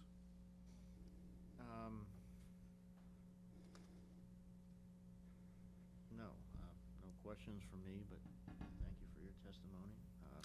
So one last thought that, thank you, one last thought that was referenced earlier. We talked about the law and the zoning for better utilization of structures. If that is a situation that wants to be supported, if there's something to do within the existing structure, subterranean basement, something like that, that might be an option. But again, holding to the points previously made, I'm not trying to be anti-supportive of people's needs. We certainly all have family members, but there is an overall consideration. All right, thank you. Thank you very much. Anybody else like to speak with any questions, concerns, or oppositions to this application? Come on up, man, and give us your name and address, please.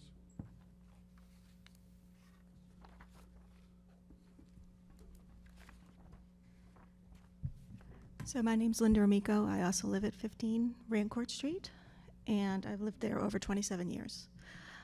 So Pam and Bob have both stolen a lot of my thunder as far as the concerns that I was going to raise. I concur with both of them. The only thing that I will add is that in regards to the cars on the street, so is the parking going to be increased or decreased based on the current proposal? So the applicant stated that, that there was one car going to be sold. So they're saying that one car is going to be sold, it's going to be 2 vehicles. Is the driveway going to be, is there going to be more driveway or less driveway space with the structure going in? We can ask that question. I don't know if, we can make a decision based on what there is now. We know that there is adequate parking for this home, right?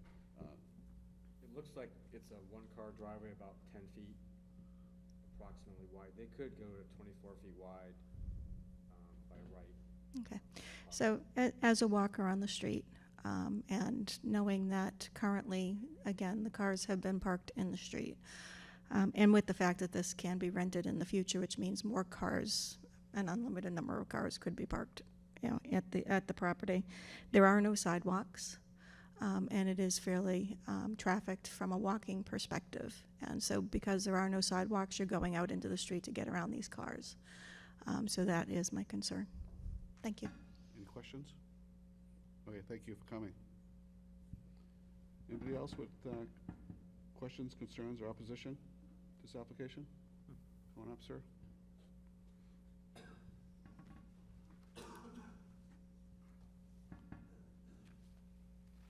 Good evening.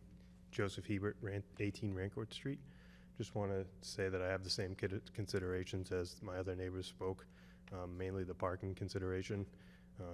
Saying we're going to sell one vehicle doesn't really solve the problem. We could be holding onto that vehicle down the road.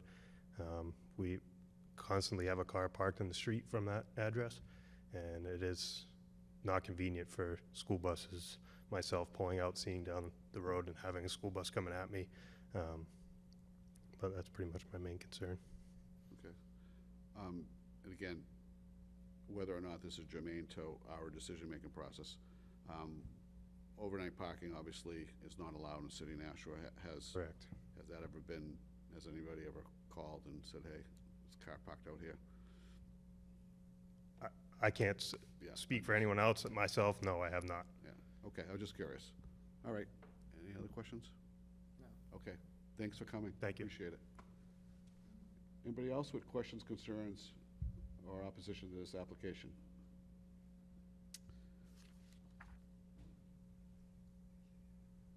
Okay, you have the opportunity to come back, one person only, speak in rebuttal.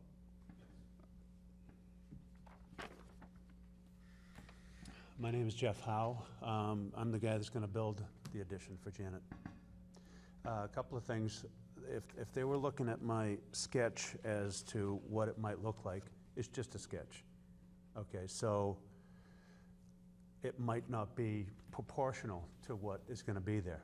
So it probably looks larger in my sketch than what they're thinking.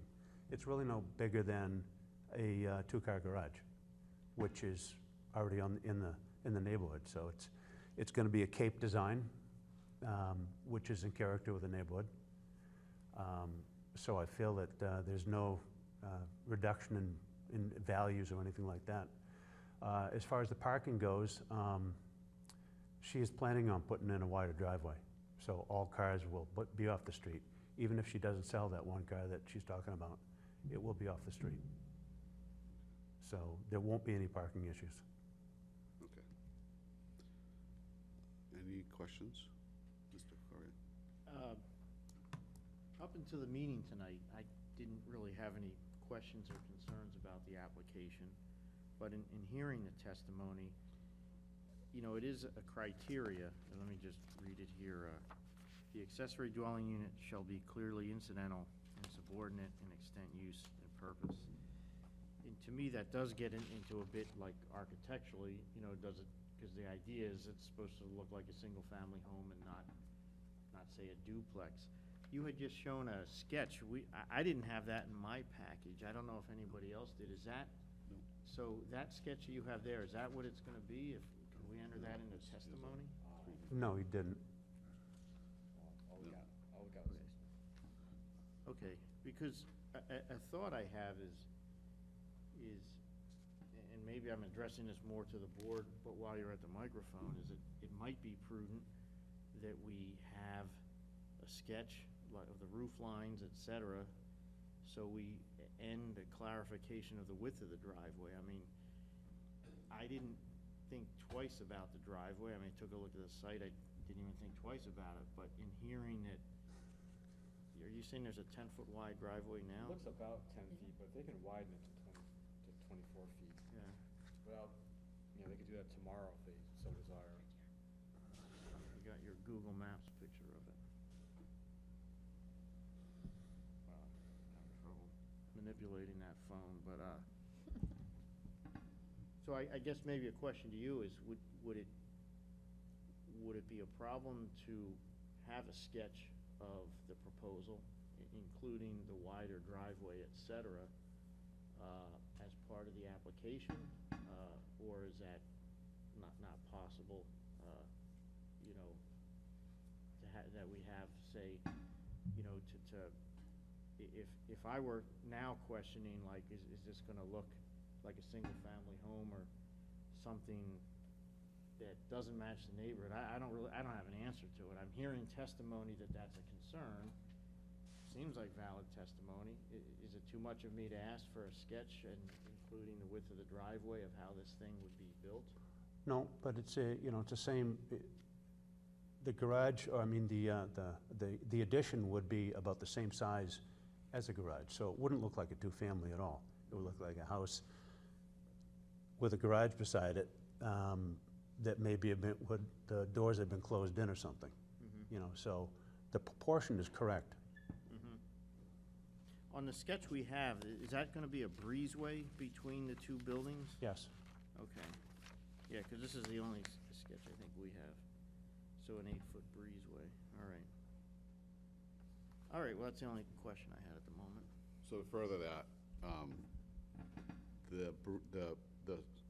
the breezeway section, if I'm looking straight onto the house, what kind of roof line am I looking at? Is it gonna look like this little thing, or is it gonna look like that both pieces are really are connected in one? It will be a 10-pitch roof, which is in character with a Cape-style house. And the pitch of the roof of the addition is also a 10-pitch. So it won't look like it'll look like it's supposed to be there. Okay. Mr. Vitale?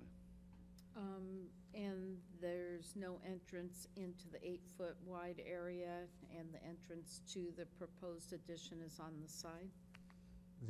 Yes, the entrance to to get into the addition would be through the breezeway and then take a right and go into the addition. And if that's a new addition, that would be an additional door on the front of the house? In the breezeway, yes. But it doesn't go directly into the addition, it just goes into the breezeway. So then there's another door that goes into the addition. So that meets one of the requirements for the special exception. Okay. So Mr. Falk is signaling that design is actually meets Right, I this. just wanted I to know double it's check. sounds kind of like there's a door there, but, If you go in the breezeway, you go to the left to go into the existing house, or you go to the right into the new unit. Exactly. So that's not technically a new door facing the front. It's on the side, so to speak. So and they already have, I believe they already have a breezeway there. That's Yes. redone. I must have missed so, that. so Okay. that was the other question I was gonna ask, is that existing breezeway, I didn't know if it was gonna be torn down, or just, again, you're gonna It's change the coming, roof lines? no, that's coming off, and We're we're just gonna rebuild it in place? exactly. Right, okay. So that makes sense to me. Okay. Any other questions? Okay, we're all set. Okay, thank you. Okay, so those that spoke in opposition, if you so choose, one person, if you so choose, can come up, and only one, can speak in rebuttal to the applicant. If nobody wants to come up, we'll rest, but that's up to you guys. If you need to take a minute to talk about it, come on up.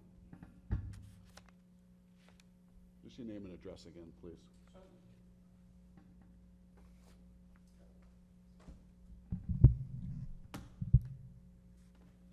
Good evening. As per request, again, name and address, Bob Amico, 15 Rancourt Street. So thank you for the opportunity to speak. I think we didn't have a ton of time to talk collectively. However, I think it's pretty clear that the concerns are fairly unilateral. So we talked about Jeff talked about character design of the house. I respectfully disagree. I saw the sketch, and I've done a fair amount of construction in my time, and I've done a fair amount of work in my own home, and that is a sketch. That is not an architectural drawing by any stretch of the imagination. It's certainly the homeowner's choice to submit what they see fit to submit. But my concerns are if I was going for a variance, I'd have a set of drawings together, and I would address your questions before you could even ask them. And my concern continues along the lines of, if statements are being made that the work being done is in the character of the neighborhood and the character of the house, with all due respect, I'm sorry, but turning a garage and blocking the doors out and butting up against an existing cape structure is not in characteristic of the design. You can look at any architecture drawing. You're tacking a salt box up against the cape. Those are fundamentally different structures. It does not go with the flavor of the neighborhood. Regarding the driveway, it's unfortunate that we had to go through this discovery period and a hearing. It would have been outstanding if we just had a conversation. We are neighbors, but it's interesting to note that all of the abutting neighbors are here and represented and expressing similar concerns. So I would think that some flavor of a hearing of this nature is it gives the abutting neighbors an opportunity to express their concerns and their prior experiences, and they're all here. The doors being closed in, there's not an existing breezeway there. There's a shelter off to the side. It is facing the side of the yard. So the new structure would actually add a breezeway with an additional doorway facing the street. It's pretty tough to argue that this isn't going to end up looking like either somebody tacked on an in-law apartment or a secondary living structure or a duplex or something of that flavor. I respect the position that it's a garage and it may be turned the other way, but when you're looking at a garage, and if you drive down Rancourt Street, a number of us have them, the doors are facing the street. Generally speaking, that's the way that works. If they're not, the driveway's coming around, you know it's a garage. That's not what we're talking about. We're talking about just putting a box on the side of the house. It does not go to the flavor of the street.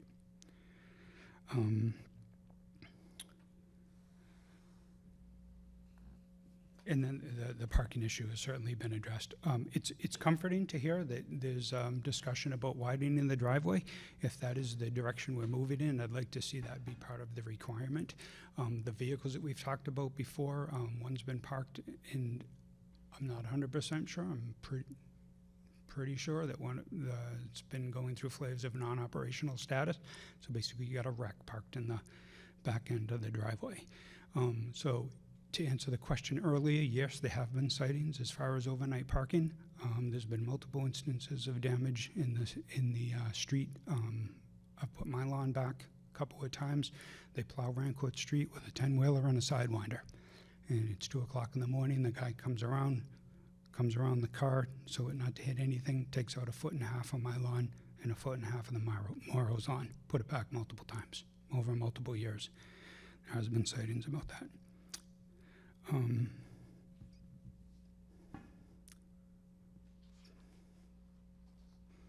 It's actually an incident with a plow driver, and we won't go into details. I'll suffice that there has been prior issues. So in closing, thank you for hearing me out.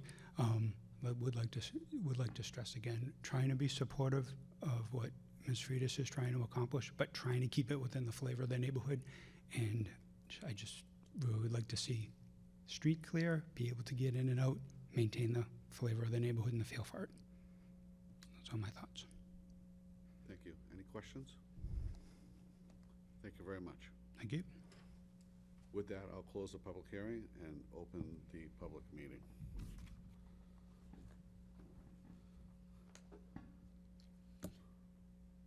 Why don't you go first? Yeah, sure. No problem.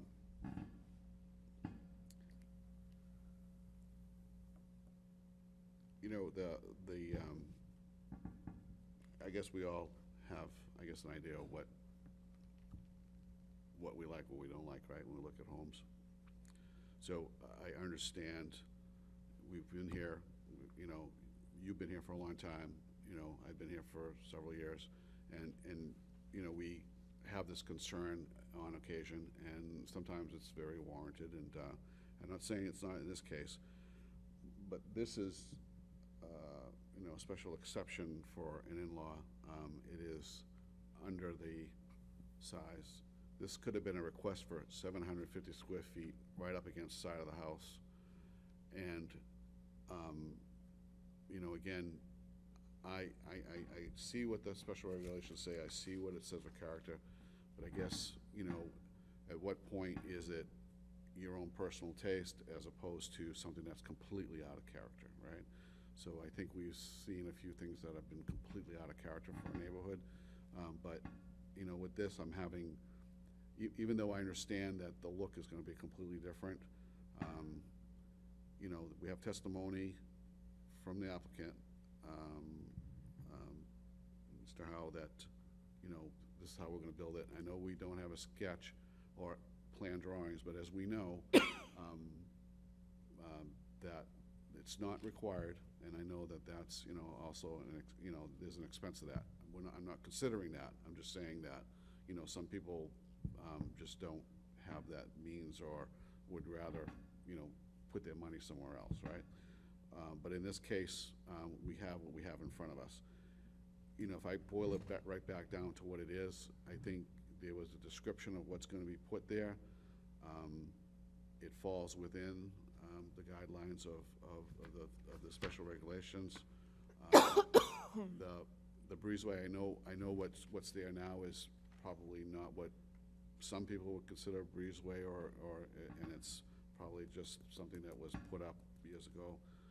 But the fact of the matter is that it's going to be rebuilt, and the testimony is that it's going to be like it was all there at one time. So this home could have had a garage right at one time, placed there, could have been placed there without a breezeway and just been, placed there, right? They could have placed a garage there, and then somebody decided that they would connect it and put a breezeway in, and then make this conversion. So I know that's a stretch, but what I'm saying is that this situation could have pre-existed in some of those respects. So those are my thoughts right now. I hear the concerns with the parking, and again, I don't know if we would or wouldn't stipulate a wide driveway. I think that that's a huge concern with this property. But again, we're not here to enforce parking regulations. We have to consider if there's an impact. But this is not a neighborhood that we would be looking like if we were near downtown, right, where we'd say, boy, there's on-street parking, and we have a lot of issues with on-street parking, right? So with that, I'll leave those comments for now. Ms. Vitale? The 576 square feet is definitely below what the 750 that they could go toward. I think that on the accessory dwelling units, 3C should take care of some of the look of the structure. It says the exterior design of the accessory dwelling unit shall be compatible with the single-family dwelling through architectural use of building forms, scale, and construction materials. I believe that should take care of that stipulation on the concern on the look of the addition. I like the fact that they are going to widen that driveway. I think that'll take care of concerns of the neighbors. 24 by 24 is a very standard garage size, and if they're bringing the driveway right up to that, that would be a normal look. Granted, it's not going to be a garage. It is going to be, an accessory dwelling unit, but scale-wise, it should be fine. Looking at other homes in the neighborhood that have the two-car garages, I don't think it is out of context with that at all. Thank you. Well, I guess my thoughts are that there's two criteria here. Ms. Vitale just spoke about 1.3C, the exterior design shall be compatible with the single-family dwelling.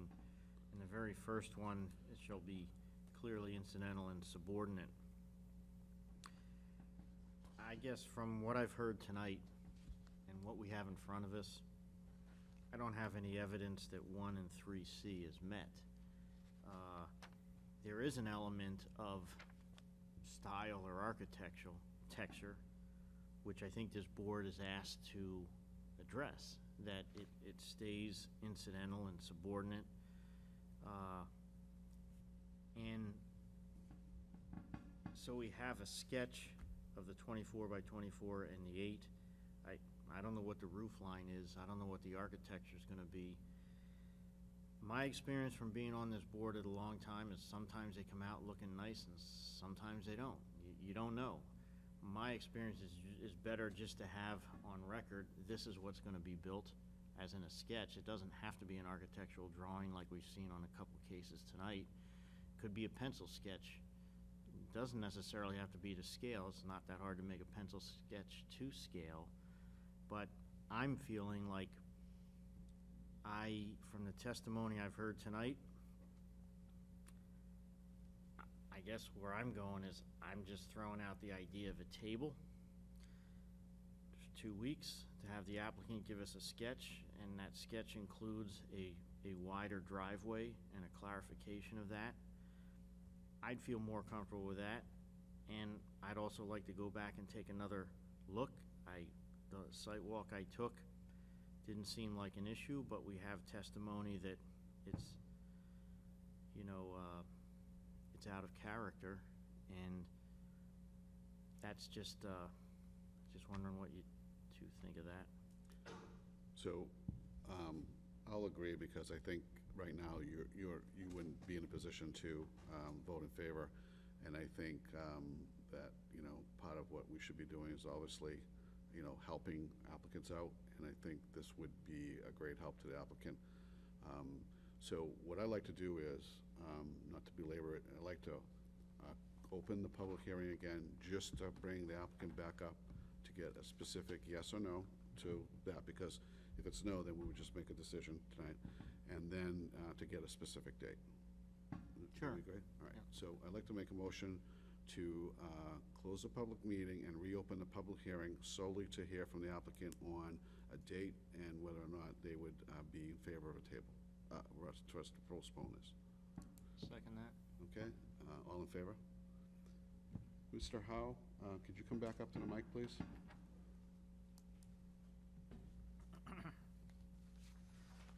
Just state your name again and your address for the record. Jeff Howe, Pembroke, New Hampshire. So, Mr. Howe, you've heard what we've just been talking about, so specifically, I think there's not a level of comfort yet, so what we'd be looking for is a more defined sketch. We didn't get that sketch, so again, if you had sent it in, it didn't ever got to us, but if not, so what we'd like is a little bit more defined sketch. I know you talked about pictures and all that, but I think a visual would help us out a lot. And then the next meeting would be October 9th. If that's too soon, we could push it off another, to the next meeting a couple weeks later, so. No, we can be ready for that. Okay, so you are in favor of us, we're gonna postpone it, and then you'll come back, you'll provide us with a sketch. Also, there's another consideration, whether or not you are open to driveway being widened for parking Yes, issues. yes. Okay, so what we'd like to see is that plan. Obviously, that would be a permit that'd have to be pulled to the city, but we'd like to see that kind of on your sketch, that this is what we're going to do. Okay, can I say something to the neighbors, just briefly? I'm sorry, and I'm going to be rude. You can't address that. I'll say it, can I say it to you? You can give me a comment, or you can talk to them after the meeting. I get the feeling that the roof line that they're seeing makes the house and the whole property look bigger, the expanse. So with Janet's approval, I could switch that roof line so that it looks more like,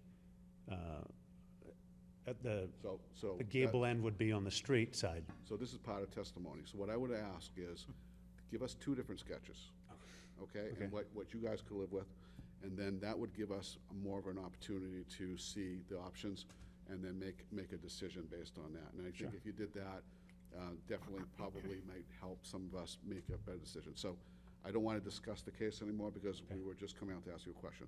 So you're saying that we'll take a table to October 9th, and you'll provide us with sketches on the design and the driveway. Yep. Thank you very much. Thank you. All right. I'll close the public hearing and reopen the public meeting. So, would you like to make a motion? Yeah, I guess I'll make a motion on behalf of Janet Freitas at 16 Rancourt Street to table the special exception request to a date certain, which is the next meeting, October 9th. And I think, Mr. Falk, this will be at the top of the agenda, or? That's correct. It'll be the first case. So, Now, I'm assuming the board will reopen a public hearing. yes, that's, well, just let me clarify that this is a table to October 9th with the public hearing being reopened because we're anticipating a sketch, a new drawing, and so it would be a full public hearing. So that's my motion to table to October 9th. Seconded by Ms. Vitale. Just a discussion would be for those folks out there in the audience that if they, obviously, there'll be, the hearing is going to be open again, so if you have any interest in the case, that you should return to that meeting, again, to testify. But all testimony that we've taken so far is Part of the record. Part of the record. So it doesn't invalidate anything that's been done. It's just that there'll be an additional testimony that can be commented on. And I wanted to say what I've seen this evening is a bunch of folks on Rancourt Street that really care about the neighborhood and have lived there a long time. I really appreciate that. Sometimes the way this process works is people get a little bingo card in the mail, and that's, not always knowing what's going on. It's a mandatory public notice, but, I appreciate the concern for Rancourt Street by the folks who have been here tonight, everybody, the applicant and all. So all in favor of the table to October 9th? That's 3-0. Right, so this case has been tabled and will continue on October 9th. Thank you for coming. So with that, I'll close case number 6 and open case number 7. That is for Mark D. and Teresa Sylvester, owners of 2 White Plains Drive, Sheet E, Lot 519, requesting a variance from Land Use Code Section 190-264 to exceed minimum accessory use area, 40% permitted, 42% proposed, to construct a 15-foot round above-ground swimming pool. It's in the R9 zone, Ward 5. Welcome. Name and address, please. Thank you. This is Mark Sylvester. I'm the owner at 2 White Plains Drive in Nashua. And I'm here requesting a variance for a 15-foot round above-ground pool. My situation is a little backwards. We had just done a 2-car garage just about 2 months ago, and there was an existing pool when we purchased the home 12 years ago. We took that pool down, and after the garage was built, I had assumed that we could move it to behind where the existing one was.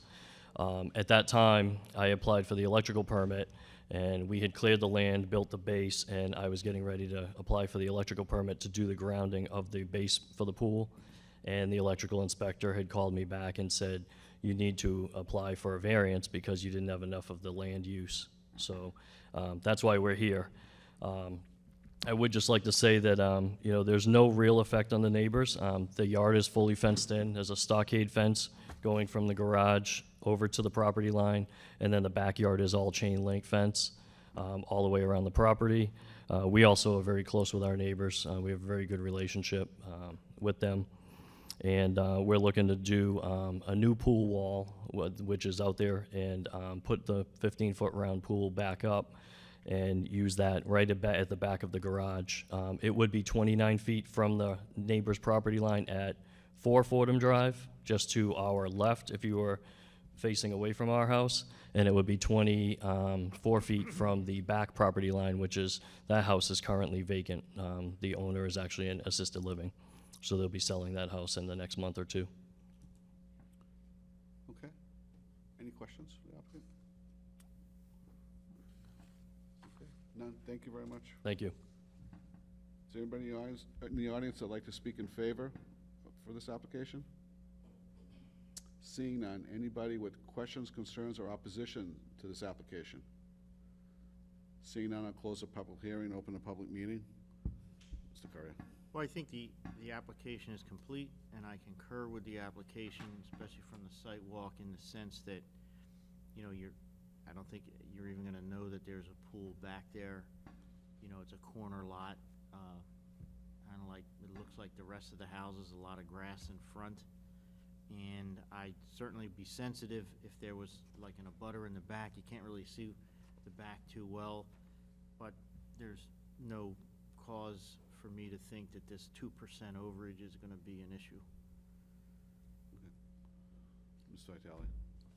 I agree. The 2% is very, very minimal, and I don't think that it'll have any impact whatsoever. I agree. Do you want to make a motion, or want me to make a motion? I could do it. All right, thank you. make a motion for the owners, Mark and Teresa Sylvester, at 2 White Plains Drive. They are requesting a variance from the Land Use Code, Section 190-264, to exceed maximum accessory use area. 40% is permitted, 42% is proposed to construct a 15-foot round above-ground swimming pool. It's in the R9 zoning district. A variance is needed to enable the applicant's proposed use of the property, given special conditions of the property, and the benefits sought by the applicant cannot be achieved by some other method reasonably feasible for the applicant to pursue other than an area variance.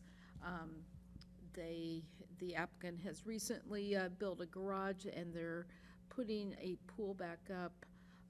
It is probably in the locations that's in the farthest distance from each of their neighbors. It is a lot that is not, that has a shape that is not like square, rectangle, or whatever. So they are going over the 40% permitted into the 42% is their proposal. It's within the spirit and intent of the ordinance. It will not adversely affect property values of surrounding parcels. There has been no testimony one way or the other. It's not contrary to the public interest, and substantial justice will be served. I make a motion to approve. I'll second that motion. Any discussion? Seeing none, all in favor? That's 3-0. Congratulations, your motion passes. Just be aware there's a 30-day window of appeal. Maybe, probably highly unlikely in this case. So, thank you very much, and you're all set. So with that, I'll close case number 7 and open case number 8. This is for Jennifer L.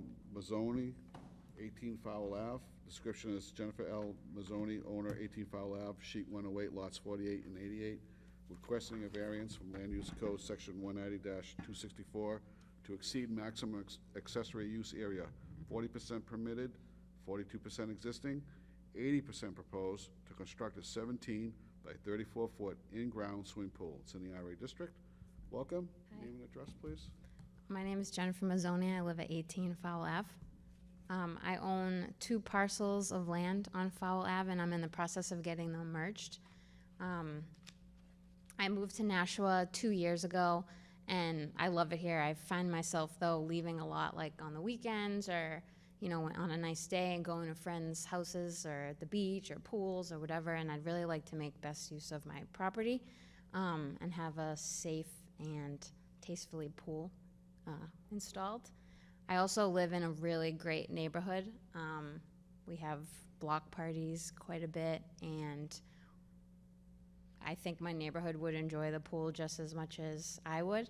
I think one of my neighbors on 19 Fowle wrote a letter in favor of this, and I also have another letter from the people who live at well, I don't know the address, across the street from me. They also wrote a letter in favor of the pool. That's all I got. Any questions? Maybe this is a question for Mr. Falk, but right now the 2 lots are not merged, or is the calculation as if it's merged? I'm just curious. Well, the 40% really goes with the size of the structure. Whatever the size of the principal structure is, like that house, you have 40% of that size is accessory detached square footage. Okay. So whether the lot is, it's really another issue. It's really like you can't have a accessory use on a lot all by itself. So she can merge the lots administratively through our staff, and then it'll all be one lot with an accessory pool, so. So I actually did do that already. I had the paperwork filled out. I just wasn't sure if it was actually processed yet. Okay, So- it's probably in the works, but, you know, as far as this permit goes, as long as you submitted it and we did the paperwork to turn it into the Hillsborough County Registry of Deeds, you should be all set. If you have another letter there, you might want to bring that Sure. to Mr. Falk to have it on record, because I don't think, we have this one, you have that one? We have one from Kristen Mahoney. Should I just walk it up? Yes, yes, that's fine. And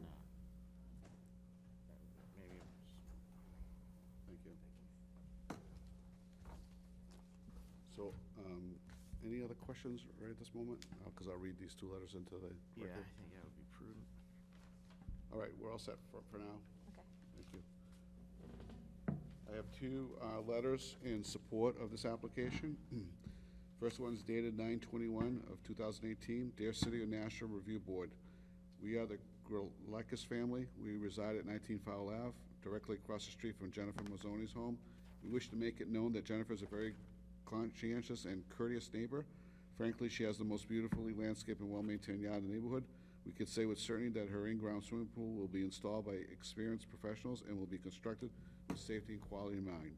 Undoubtedly, this project will be tastefully done, adding value and further complementing our street's desired aesthetics. Thank you for your time and consideration. Sincerely, Molly and Pavlo Grillakis of 19 Fowle Ave. So that's in the record. And then we have another one from Kate Poirier at 18 Fowle Ave, which, sorry, let me rephrase that, from Christine Mahoney at 22 Fowle Ave, and was received on September 25th, 2018. To whom it may concern, I am writing in regards to my neighbor Jen Mazzoni, building a pool at 18 Fowle Ave, Nashua, New Hampshire. My husband and I live next door to Jen at 22 Fowle Ave. Jen has a zoning board meeting tonight, September 25th, and although we are unable to attend the meeting, we want to express our support. I want to give not only my consent for the pool, but share how much we are looking forward to the addition of a pool in our neighborhood.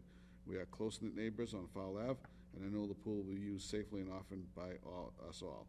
Regards, best regards, Kristen Mahoney, 22 Fowle Ave. So that's in the record.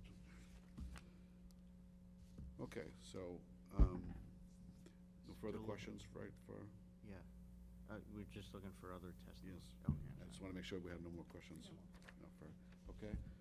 Is there anybody in the audience that'd like to speak in favor of this application? Is there anybody in this audience that wants to speak with concerns or opposition to the application? Come on up, sir. Not against it. So wait till you get to the mic and just please give us your name and address, please. Norman Cody, 33 Park Ave, Nashua. Go ahead, sir. And the only thing I'm mentioning on this is she did put a fence up, and she didn't have it surveyed. And I think it's, so I'm asking her to survey the property before she does anything else. And as far as the size of the pool, she wants it, she can have it. That's it. Okay. Any questions? Well, I guess maybe you could repeat that. I'm not sure I understood. You would like a survey done? Is that? Survey done of the property, because she did put something up, and I think she surveyed, I think a little bit on my property. So I figured before she makes any more mistakes, have it surveyed, and cover herself. So he's at 33 Park Ave on the rear of the property. Oh, okay. I've been living there for 80 years, so.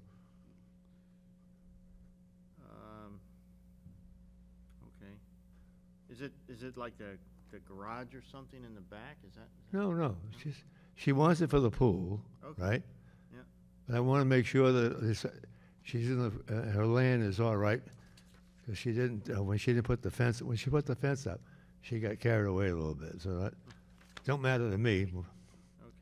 Okay. I just want to cover her, that's all. She's been a good neighbor. Okay. All right. Any other questions? You have a comment, Mr. Fox? Maybe just a comment. Fences don't require a building permit as long as they're No, 6 I know feet that. height or less. I know. The fences, so they can go right up to the property line or right at the property line. So the fence does not even require a permit. As as far as the pool goes, it has to be at least 6 feet from the side or rear property line, and the applicant is showing 7 feet. So, I think to make someone get a survey, that's a pretty big expense. I would just question if that's really necessary. Maybe at the worst, at the most, they just move their pool over a little bit, a foot closer to the street, maybe a foot closer to your house. That way you're pretty sure that you're gonna be meeting the 6-foot setback, and other than that, I mean, these lots are pretty well established as far as what size goes. Surveys are a lot of money, and I just don't want our staff to get in the habit of asking everybody for a survey for an accessory structure. That's gonna run into a lot of financial issues for people. So, sir, I think that, the way I'm looking at this right now, I understand your concern, right? I'm thinking of her more than me. Right. So at this point, I think that the fence, because of the nature of this application, I think the fence issue is really, I have to look at it as a separate issue. It is. And I'm not gonna, the way I look at it, to me, it may not make a difference, or I can't consider it as part of this application. Now, the applicant, if the applicant was unsure about where the fence is, if I was the applicant, I would make sure that I'm giving myself a little bit more buffer, so that if there is a dispute. I'm just listening, I just want to help her out. Right, really. and we appreciate that. I think she appreciates that too. But right now, I think where the fence location is, I think for myself, in this application, what we're looking at, I think that I don't think that I would be considering that, because I know that the pool can be moved. Well, there's plenty of, I think there's enough room for the pool. Right, so I just wanted to let you understand that I heard your concern, but I don't think for myself that it would be something that I would consider at this point, at this time. No big deal. But again, if you, and again, we suggest this, is we have other cases where people are concerned, this matter may have to be taken up in a different arena, right? So if you want to pursue it, I think it would be in a different arena. No, the only thing that happens, like I said, I've been living there 80 years. If I ever sell the house, somebody might complain that her fence might be on my land. Right. Then I'm just trying to help her out, that's all. But thank you very much, though. We Okay. appreciate it. I have a question. Sure, Mr. Falk has, excuse me, sir. Mr. Curry has a question. Yeah. Did you say you've lived in that house for 80 years? I moved there in 1937. Wow. I was away for about 5 years, but Oh, that's impressive. yeah, everything has changed. For the better, I hope. No, my house is getting all the way beat up and worn out, and, All right, sir. okay, thank you for that. Thank you. Thank you. Seeing that there's nobody else in the audience with opposition, I think the gentleman's leaving, so he would have had an opportunity to come back. But, ma'am, you have the opportunity to come back and rebut what he said, or just leave it and leave the rest. So you have an opportunity to rebut what he said. Yeah. Well, she didn't testify in the beginning, so I don't know. Yeah, okay. When I had the fences. Sorry, just a name and address again for the record. Oh, Jennifer Mazzoni, 18 Fowl Ave.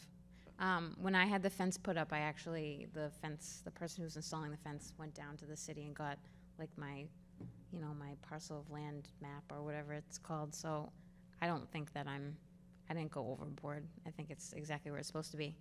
And also, I'm actually moving the pool out a little bit, maybe closer to the street that's in the drawing, because of like the shade and where the sun is and stuff. So, the footage from the pool to the property line shouldn't be an issue. It should be way more than 6 feet now. Right. Okay, no problem. And again, just a comment, I'm sure that the fence guy, if he did that, that was probably an extra step that a lot of people don't do. I know that sometimes there's been some dimensional issues in lots, right? Some conflicts from, streets that are back to back. But again, I don't think that in this case, for myself that I'm gonna have too much concern about the fence at this point, but again, thank you. Any questions? All right, thank you. Thanks. So the gentleman that spoke would have had an opportunity to come back, but he has left, so I just want to note that for the record. So with that, I'll close the public hearing and open the public meeting. Mr. Currier. You know, I'm in support of the application. Just to clarify, I mean, 80% seems like a lot, but really that's because, given the size of the primary structure, when you look at these two lots and what's proposed, to me, it looks in proportion. You know, when you get an application that says 80%, you're like, oh man, this is really going to be out of proportion, really huge. But you go look at it, and you say, this looks fine. It doesn't look out of proportion. I have every confidence it's going to be a beautiful addition, you know, to the property, the in-ground pool. So 80% is a lot. I have no problem with it. I think it meets all the criteria, and I'm good to go with it. Mr. Vitale. I concur. It's going to be a nice design. I agree. I'd live in the neighborhood too. Yeah, with neighbors like this, it makes our job easy. Right, exactly. So I also agree. So I'll make a motion. Like to make a motion to approve the area variance for Jennifer L. Mazzoni, 18 Fowle Ave. Description is Jennifer L. Mazzoni, owner, 18 Fowle Ave, sheet 108, lots 48 and 88, requesting a variance from Land Use Code Section 190-264 to exceed the maximum accessory use area, 40% permitted, 42% existing, 80% proposed to construct a 17 by 34-foot in-ground swimming pool. It's in the RA zoning district. We find that the variance is needed to enable the applicant's proposed use of the property, given the special conditions of the property. Special conditions is that the pool, this is a piece of property that is a double lot, so the owner owns two lots. A house is on one lot, the pool is proposed on the other lot. There is a process right now where the lots are being merged, but with that, again, the percentage is based on the fact that it's such a large lot in a small home, and that we, as a board, determined that this is going to be proportional and will fit right into the neighborhood. The benefits sought by the applicant cannot be achieved by some other method reasonably feasible for the applicant to pursue other than area variance. It is within the spirit and intent of the ordinance, will not adversely affect property values of surrounding parcels. It's not contrary to public interest, and substantial justice would be served. So I make a motion to approve the variance. Seconded by Ms. Vitale. Any discussion? All in favor? That's 3-0. So your variance is approved. So just be aware again, 30-day window of appeal. So just be aware of that, okay? So with that, I'll close case number 8. And that concludes the cases for tonight. We do have some meeting minutes. Do we have some meeting minutes? Yes, we do. From August 28th. I took a look at the minutes. I wasn't here for that. Have a good night, ma'am. And I didn't find any problems with the writing of the minutes. And I'm comfortable proceeding to vote on those. I do look, we're here if, you know, particularly if there was something misstated, but it didn't appear out of order in any way. Again, I took a quick look, and there was nothing that stuck out that was evident to me. And I agree, I didn't see anything either. Okay. All right. So I'll make a motion to approve the August 28th, 2018 meeting minutes. Is there a second? Ms. Vitale? All in favor? It's 3-0. Next meeting will be October 9th, and do we see any? You should have a copy of it. Yeah, so there's just 2 cases, 2 Elmwood Plus Drive. that one. Right, that was- the first one, and 2 Elmwood Drive and 21 Ferry Road. I don't see any regional impact. On the question I had is, oh, yeah, I don't see any regional impact. All right, Ms. Vitale? Any concerns? Okay, so we determined that there's no regional impact. Okay, is there, and then we also got in our, just a note, we got a package, this latest round of training for a municipal law lecture series. So, They're usually pretty good. yeah. I haven't had a chance, I haven't looked at So that. just a note that was in our package. All right, any other business? Make a motion to adjourn? Motion is to adjourn, seconded by Ms. Vitale. All right, and all in favor? Okay, so motion passes. We're adjourned to 9:12.